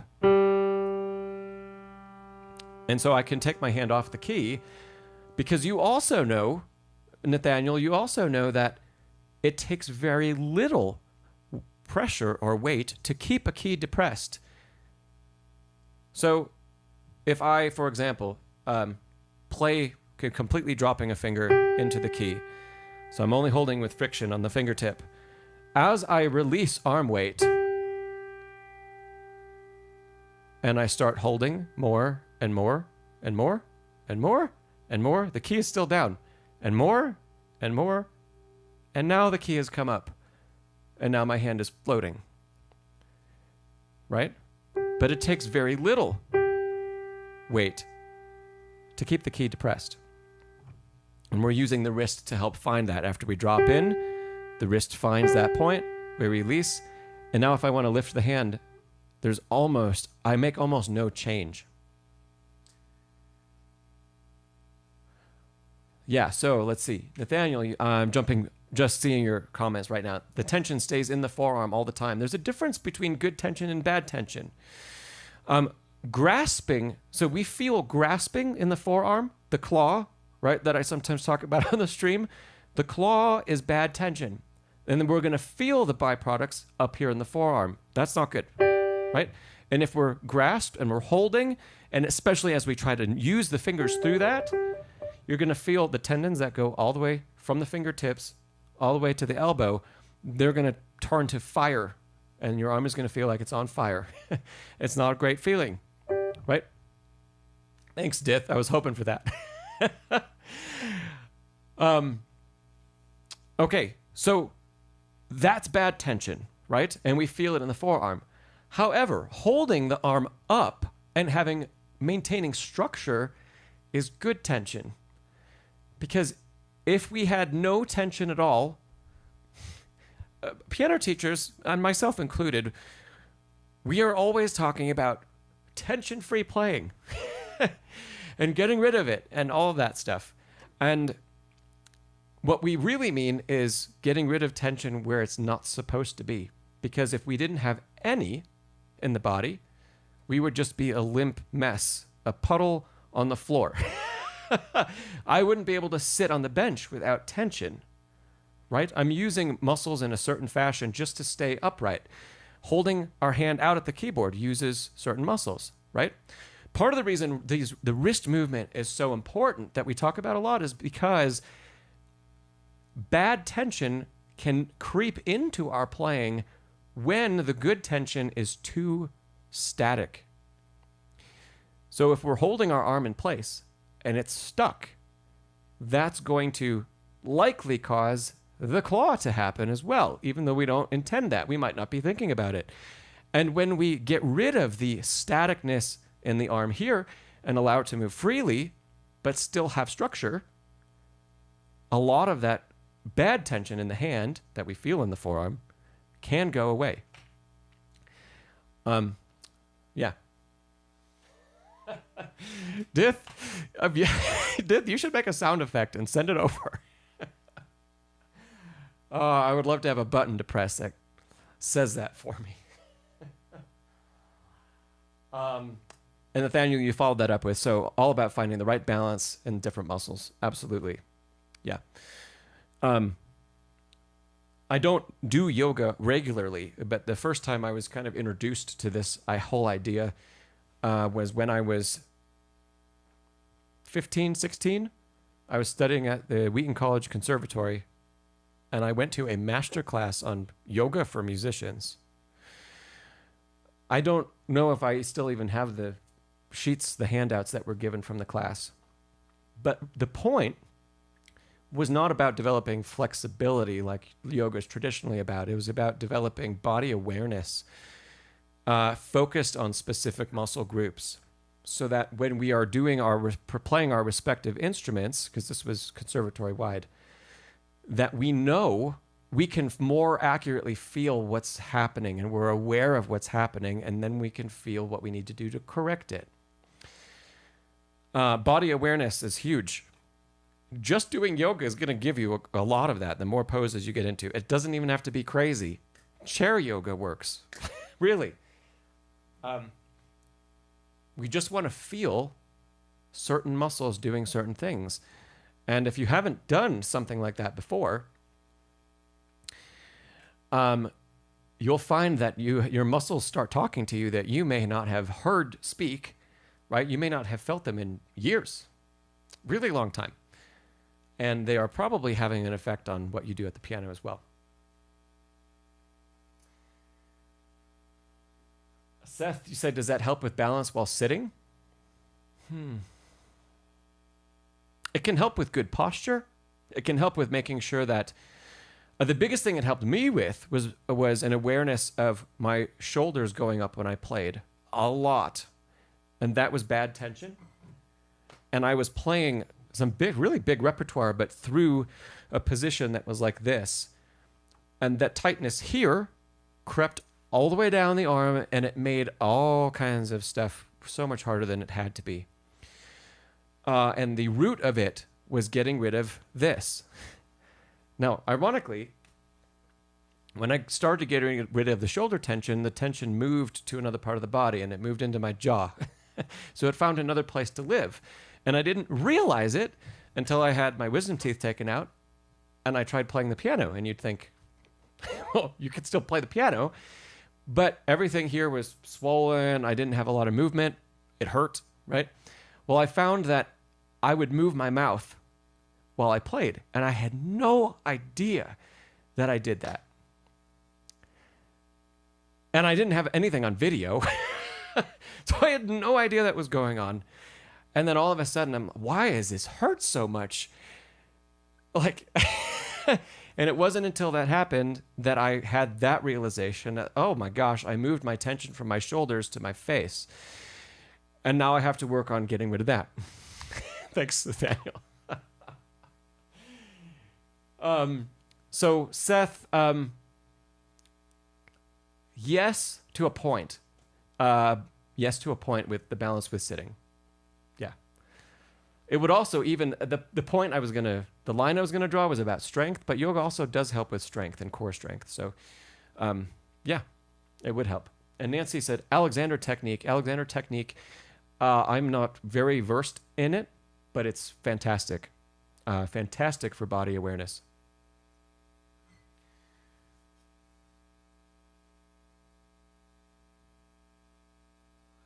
Okay, I've got to go back to some more questions.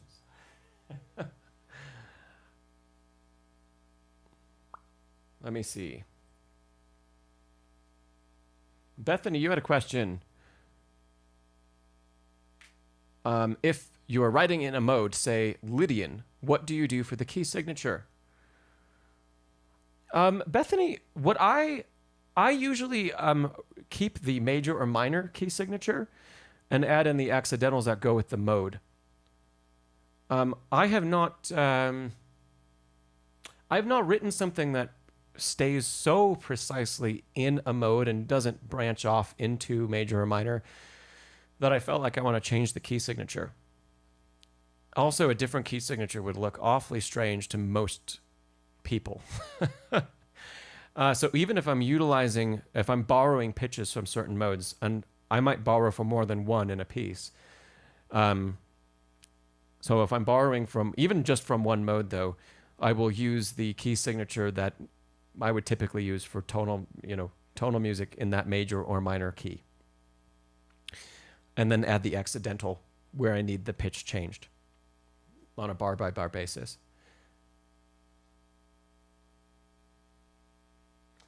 Hello, Antonio.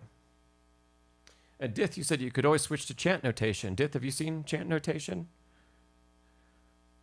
Yeah, you have to really know your modes well. Chant notation is on 4 lines, not 5. The clefs are different. The rhythmic values are all different. And the modes are even all different. They're different than what we know the modes of as today. Know the modes as today. Yeah.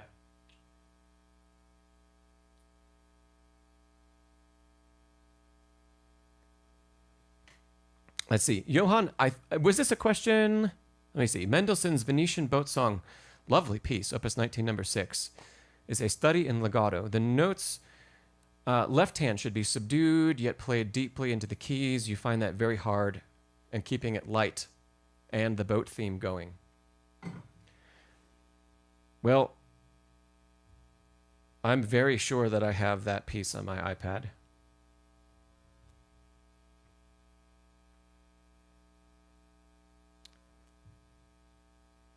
Oh, it's not the best edition, but it'll do.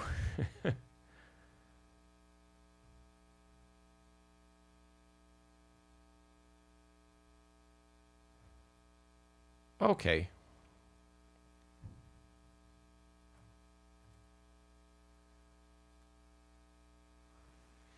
Oh, and Dith, you said you sing professionally at a lot of Catholic churches and tons of chant. That's really cool that you know chant notation. When I was doing it more often, I could read that stuff, but I now haven't read chant notation in 4 or 5 years. Okay, this is Mendelssohn Opus 19, number 6.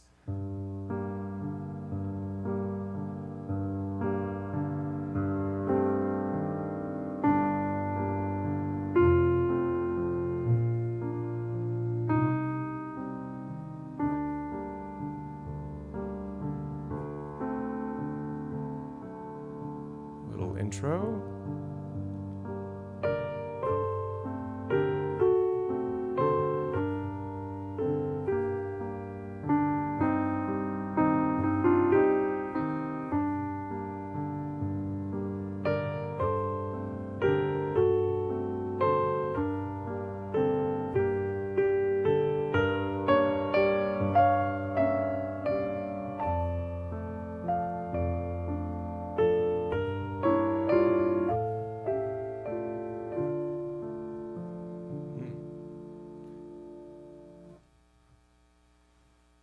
Okay, Johann.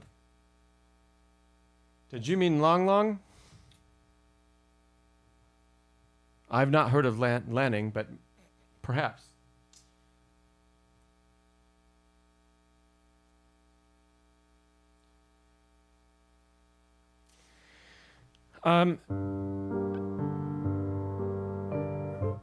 Yeah, Johann, I think actually my biggest tip here is that it doesn't need to be extraordinarily finger legato. Russell E. Lanning, you said. I'm not familiar with him as an editor.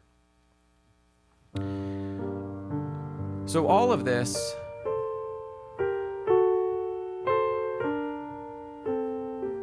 let me show you actually what I'm doing with the hand as I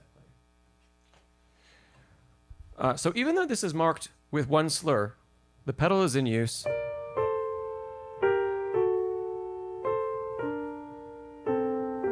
So I'm lifting and releasing throughout that phrase multiple times.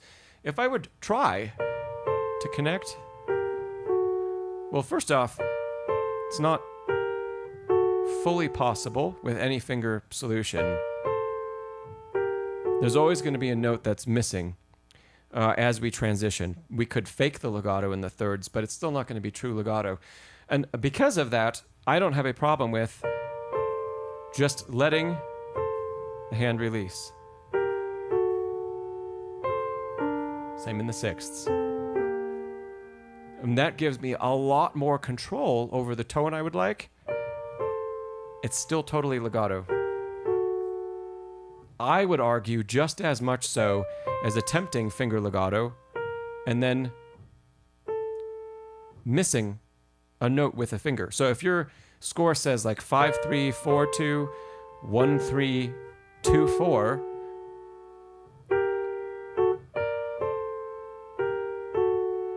well, it's possible to play that fully finger legato, but it's pretty awkward. And that awkwardness, probably there, is going to lead to more misplays and more accidental accents or lost pitches than if we just released.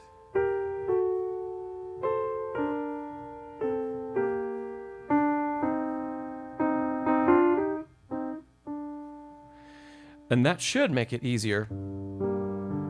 Same thing, left hand bouncing around.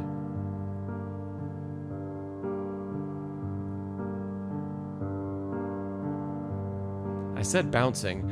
I'm sure it looks like, it does not look like it's bouncing around, but I'm feeling it very actively moving.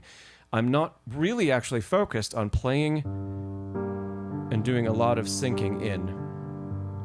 Because if I do that, I start to grab with the arm to keep the hand in place. My tempo slows down, and I can feel I'm becoming less consistent getting the fifth finger back down to the bottom note of each of these figures.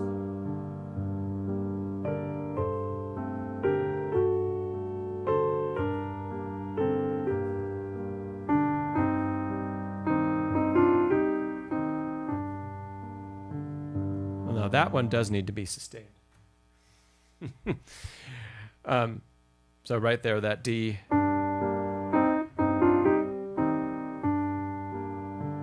You can finger substitute there. Keep the thumb on it. And then to keep the thumb engaged there, once again, I have to play, I'm going to lift mid-phrase here. Use the pedal to sustain. So if D is down, 5, 5, 3, 4, 2. And then repeat. 5, 3, 4, 2. We have to, because of holding that thumb, which we will hear, makes a difference. And then the thumb can let go, actually, right there, as soon as the pedal is changed. And we'll still have everything retained. Johan, does that help at all with the technique that you're struggling with?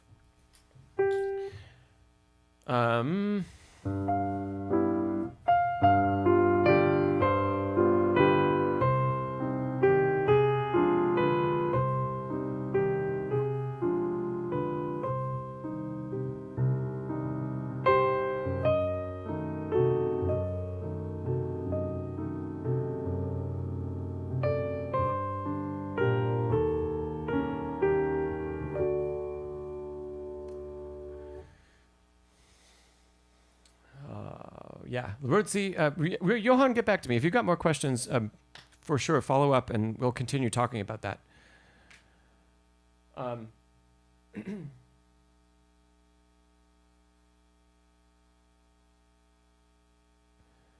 Bar 19, Rotzi? I'd have to count all these bars. 1, 2, 3, 4, 5, 6, 7, 8, 9, 10, 11, 12, 13, 14, 15, 16, 17, 18, 19.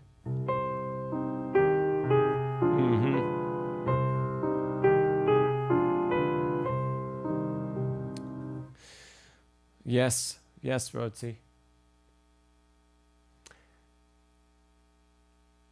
Okay, Johan, you says more in the left hand. It sounds heavy when you play it.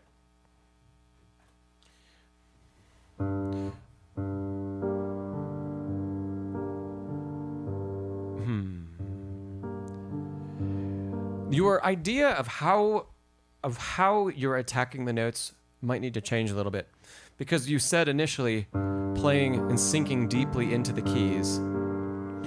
And if you do think about that,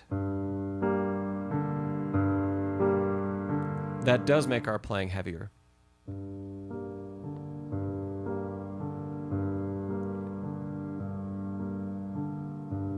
So what I'm doing, especially with 5, I'm just trying to tap the bottom of the key and find where that is. And so really it feels like my left hand is just floating. And that allows this movement to keep going.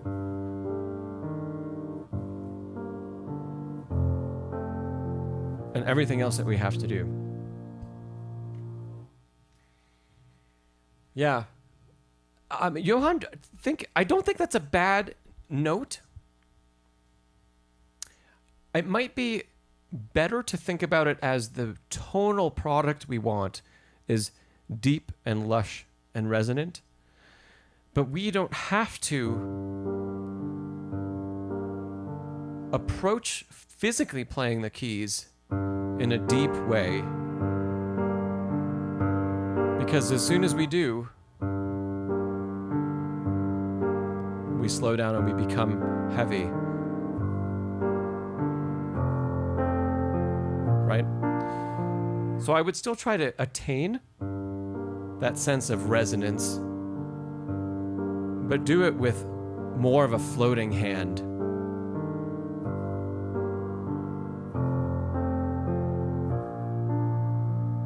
Yeah, and like I said, instead of feeling like I drop in and stay at the bottom of the key, which is how I also interpret that, what you said about sinking deeply, I think. That makes me feel like this is going to be big and chordal, like this.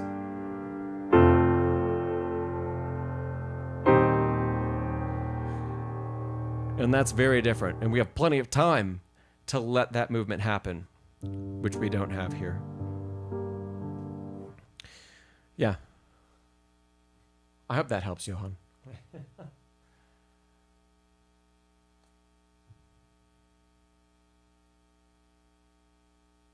Dith, let me come back to your question that you just typed in, because I want to be sure that I didn't miss anybody else's.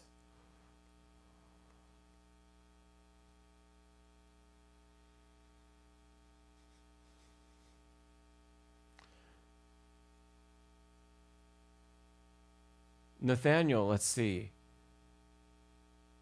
You had another question, Nathaniel, and I don't think I answered this one, so I'll jump here real quick. Okay. Nathaniel, you asked, technique really needs to be learned progressively, one layer on top of the other or on top of another layer. And that was before... Oh, that happened after the other question that you asked. So there are certain things in technique that are just... They're just harder to do. So ironically, playing softly and with a lot of control is harder than playing loudly. Of course, playing... let's say this a different way. Playing at a moderate tempo is easier than playing very fast, and it's easier than playing very slow and having a lot of control.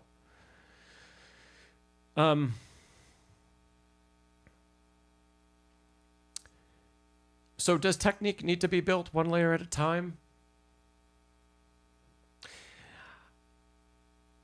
I think that depends on the person. I think everybody's going to approach the piano from a slightly different place. And there probably will have been things that you've done in life that enable certain movements to be easier for you than others.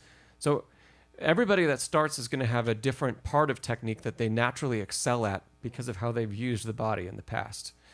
The exception maybe being children, that they're just a completely blank slate. But doing too much separating of technique can lead to really not understanding that technique is all about efficiency of movement and efficiency in using the body. And if we remove more aspects of movement than are necessary to learn something, we're going to hamper progress. So I guess my goal would always be to tackle any technical problems in as the least surgical way possible. And if it means we have to go back and rebuild something that should be very early in technique, then perhaps we have to do that. But maybe there's another way to get those results without eliminating everything else. And so I'm thinking primarily of, like if we talk about finger independence, and being able to use the 5 fingers independently enough for where you currently are. There are times, and I've even recommended this, that you go back and practice very soft fingertips on the keys, not leaving, only activating one at a time, one finger at a time, no lifting, making sure that every downward motion is triggered by just the finger we intend, right? If we have to go back that far, that's fine. The problem with that is that in doing these movements, I've also now forbidden the rest of the arm from moving. That's not necessarily a good thing. So can we work on finger independence while keeping the arm moving? Perhaps. Sometimes issues with what people think are issues with finger independence actually has more to do with the position of the wrist and the arm rather than the movement the fingers are making in and of themselves. An example being, if you want to play 4th and 5th finger, we usually move in and up with the hand, the bridge, and a little bit with the wrist. We have a lot of leverage on 4 and 5 from that position that we don't have from here. Right? And so that is not an finger independence. And if you tried to train more independence in, let's say, or more activity, and you did the very poor thing of trying to lift 4, which I'm doing it. I don't know how many of you can see it because I have almost no lift of the 4th finger off the key. That doesn't mean I can't play 4 alone and play it very strongly. Not at all. So that's a total misconception that you need to be able to lift the fingers or do this exercise, which floats around social media, that promotes all kinds of tension in the hand. That's not good. Anyway, a little bit of a tangent, but all that to say that as a teacher, I only try to tear down technique to the point where it truly needs to be rebuilt and not go further past that. And if I was starting someone from scratch that had no prior piano experience, we would incorporate a whole lot on day 1, not just finger movement, but there'd be finger movement and wrist movement and arm movement and body movement. It would all happen right at the beginning so that way of playing and that way of approaching music at the piano feels normal and natural. I don't have many students that start with me from nothing at all. It's been a long time since I've had one. Maybe almost 20 years since I've had one like that. So most of the time what I'm doing is people come to me and they have issues that no one else has either addressed or has been able to successfully address, and I try to fix those. Yeah. I hope that answers a little bit of that question, Nathaniel.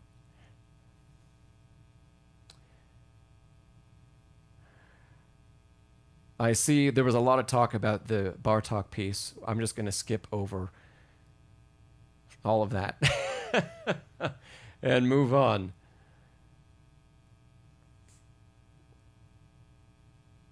Oh, Seth, I'm sorry I missed you when you left. Z-Spark, that was, the piece I was playing was Mendelssohn's, one of Mendelssohn's Songs Without Words, Opus 19, number 6. And Johann said it later. The Venetian boat song. Great. I really love a lot of Mendelssohn. I have a couple friends that rip on him, but I like his music a lot. Becky, I'm glad to see that about this is the year for smarter practicing. Wonderful. 0. Tips for the Aeolian harp etude. 0, you should send in another recording because Everything that I'm going to say is just going to be generic otherwise. Keep the arms and everything free and keep the movement flowing. Don't let the hand get locked up. Be sure that your elbow is staying in line with your wrist as you navigate arpeggiation. Yeah. So Zero, send something in because I'll be able to give you so much better feedback if I see exactly and hear what you're struggling with.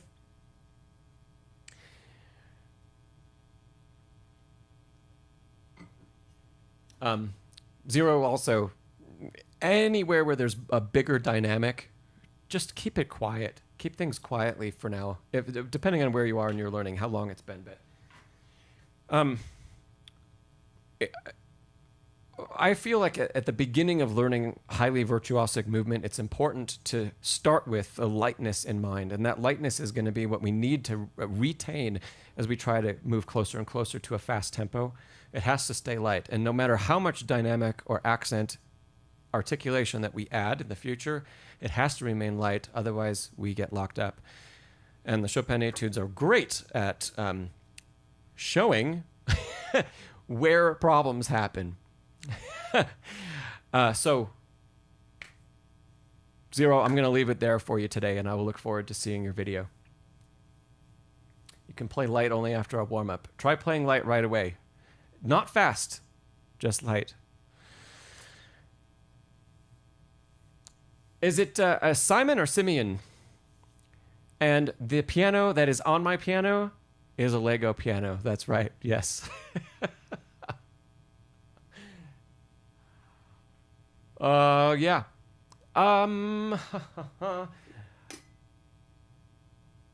Let's see. Rotzi, you had a question you threw in there. How would you teach someone like you? Rotzi, you know some of this already because we've worked together. But Rotzi, I can say for a fact, you would have to practice your scales and be patient. We would also, Rotzi, work on good bridge control, good finger precision, making sure that our final knuckles of each finger aren't buckling as we play, and slowing down to focus on the sound and the tone of every single pitch and not being worried about how fast we can play something. Yeah.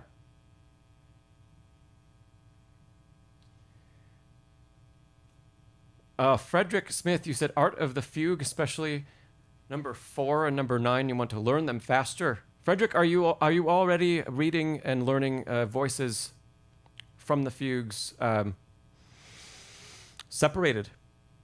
And then are you recombining them in specific ways? So are you learning them separated so you can follow each voice? And then are you combining voices within the hand for, say, let's say, when they need to work within one hand? And can you... No? That's the first tip, Frederick. Try to learn learn voices separately in fugues. And then you're going to really see where each voice has that theme, and you're going to really get to know what every single voice is doing. The trick is, don't let your fingers play, don't pretend it's a sight reading example where you get full access to the hand.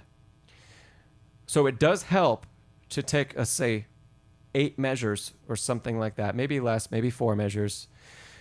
Learn everything that's in both hands and choose your fingers wisely, then go back and learn one voice, because we have to use only the fingers that were given to play that voice.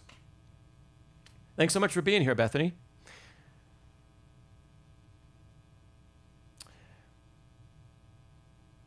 All right. Zero. Simon, you have classical pieces and modern covers. That's great. Awesome. Yeah, really awesome. It would be great if you share one sometime with us. And welcome to the stream, by the way. I haven't seen you here before. We do these every 2 weeks or so, second and fourth Wednesday of the month. And if you wanted feedback on any of them, I'm here to give you feedback if you'd want it, and you'd be welcome to send something in. So there's information about that down below in the description. We've heard, like Bethany, who had just signed off, Bethany sends in her original music fairly regularly for us to take a look at. We're going to end with Zero's question on tips for memorizing. And I will give you a bit of a preview of a video that is probably not going to come out for another month or two, but I've already filmed it.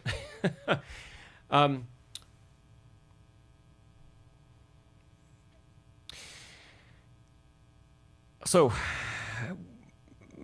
memorize in very, very, very small chunks. Tith. Yeah. Memorize in small chunks. Less than a phrase, less than a complete phrase. Thanks, Joseph. Let's just I'll use the Mendelssohn since it's up. And it's a moderate level piece, right?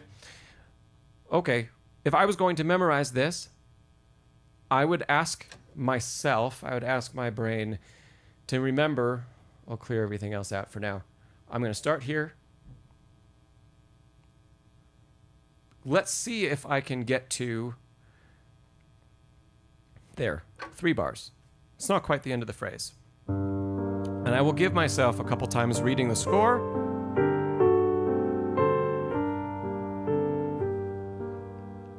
And I'll stop there. Okay, think about a couple of things that are going to help me remember. G minor, D7 over G. Okay, so G, we move to the 7th on the top.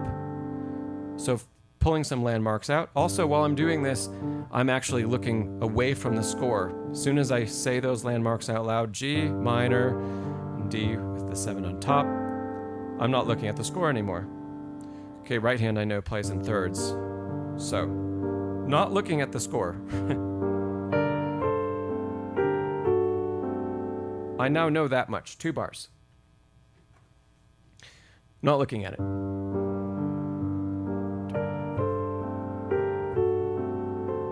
The third thing that I just did was, instead of looking at the score, didn't do that. Instead of looking down at my hands, which I did second, I then looked over here at all of you at the camera, and I played it again. That was the next bar. And then I'd do it again. And I'd speed up. Okay, that's beyond performance tempo, far beyond. I'm speeding up, and I'm going to do some repetitions. Go back here.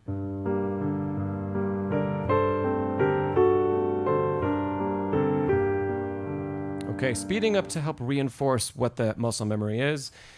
Now, score off. I can't see it at all. I'll slow back down. Now, the real ultimate test to see if you've got something memorized is, can you slow well below practice tempo? Not just slow practice tempo, but well below slow practice tempo. So, and can you still play it?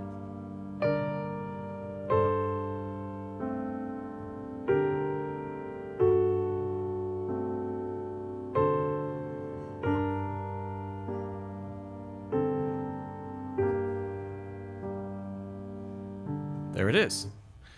Okay, so I just did that in a few minutes, and that's not very hard music for me to play, so I didn't have to take any time to read it to begin with or digest it, which would be normal if you're playing something that's more difficult. But point is, after you've gotten to that point and you've built a foundational muscle memory, right? Now we need to challenge that in certain ways, and challenge it in really small fragments. That was 3 measures. And I got out of the score as fast as possible, because it's just a short amount of music. Get out of the score as fast as possible. Look at the hands. Pull out what can I use as a landmark to remember where the hand goes? Especially for me, that was necessary because I had no muscle memory of even playing it before. I went from a sight read to memorized. So I needed to remember that it was G minor moving to D7. That helped. I'm always going to get that right now in the left hand. Right? Same thing I said about thirds in the right hand. Just a landmark, descending thirds within the G minor scale, harmonic minor scale. 6th there. And doing that without looking at it. Challenge yourself to do it without looking at it. And when you have a problem, pull the music back up. Say, okay, I can figure out what it is. Don't play it, though, off the score. As soon as you're trying to work on this, get rid of the score completely. Pull it back up for a reference. Look at the bar you missed. Make a new landmark, a mental landmark. Theory, maybe you're thinking about what the movement is. Maybe you're thinking about the finger pattern that you need to play. Anything. It can be anything that works for you.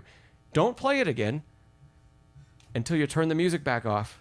Or, in my case, turn the music off. Close the book. Move the book from on the music rack to, like, on the floor next to you.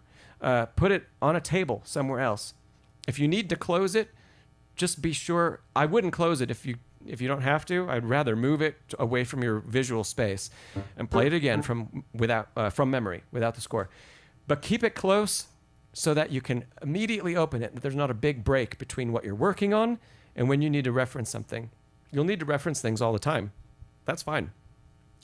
But the key is, don't try to work on memory while you read the score.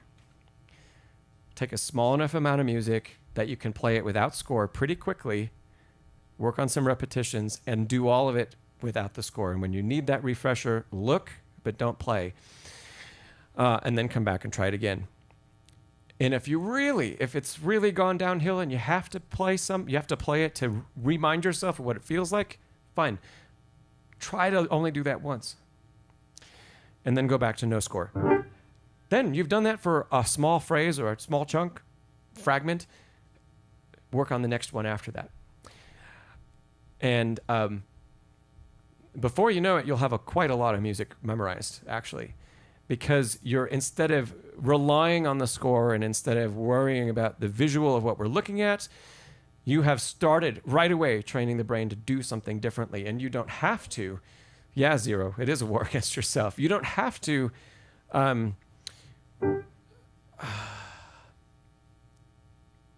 We're trying to break the need to have that crutch, right?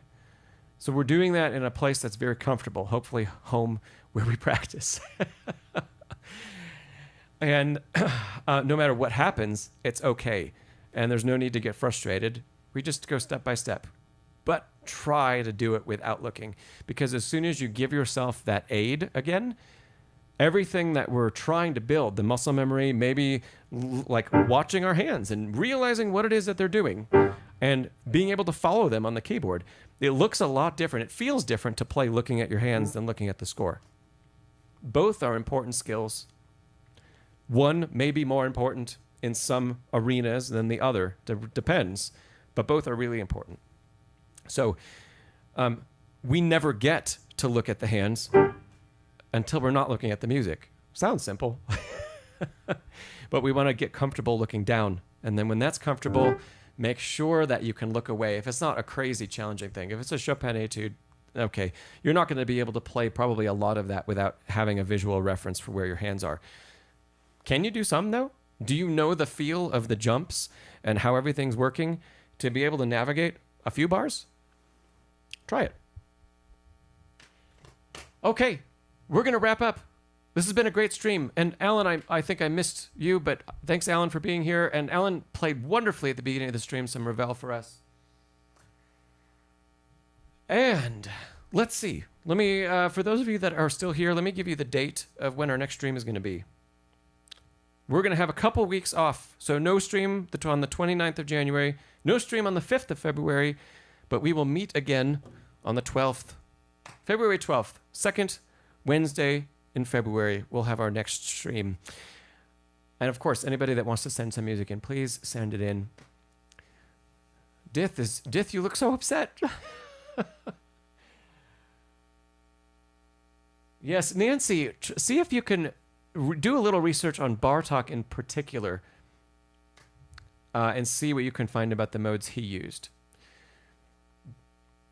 Kalle, thanks for being here. Johan, thanks for being here. Great question. Thanks about that, Mendelssohn. And Alan, thanks for playing. For everybody that tuned in, thanks so much for being here. It's always great to see you. We always have a great time. Zero, I did see the new waltz. I haven't tried to play it myself. I'm kind of I haven't done a lot of research about it, and I haven't listened to everything that's out there, but I'm leaning toward it actually not being a Chopin piece unless it's been officially verified by someone. Yeah. I don't know. I've heard it. I thought it has been verified because I'll go look.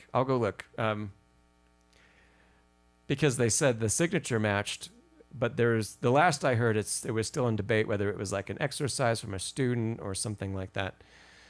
But I'll look at what the latest news is and check it out. Yeah. I thought it was hilarious that Long Long made the first recording of it, especially since Chopin was he was so against showmanship and performance. It was an interesting choice for a first performance of the piece.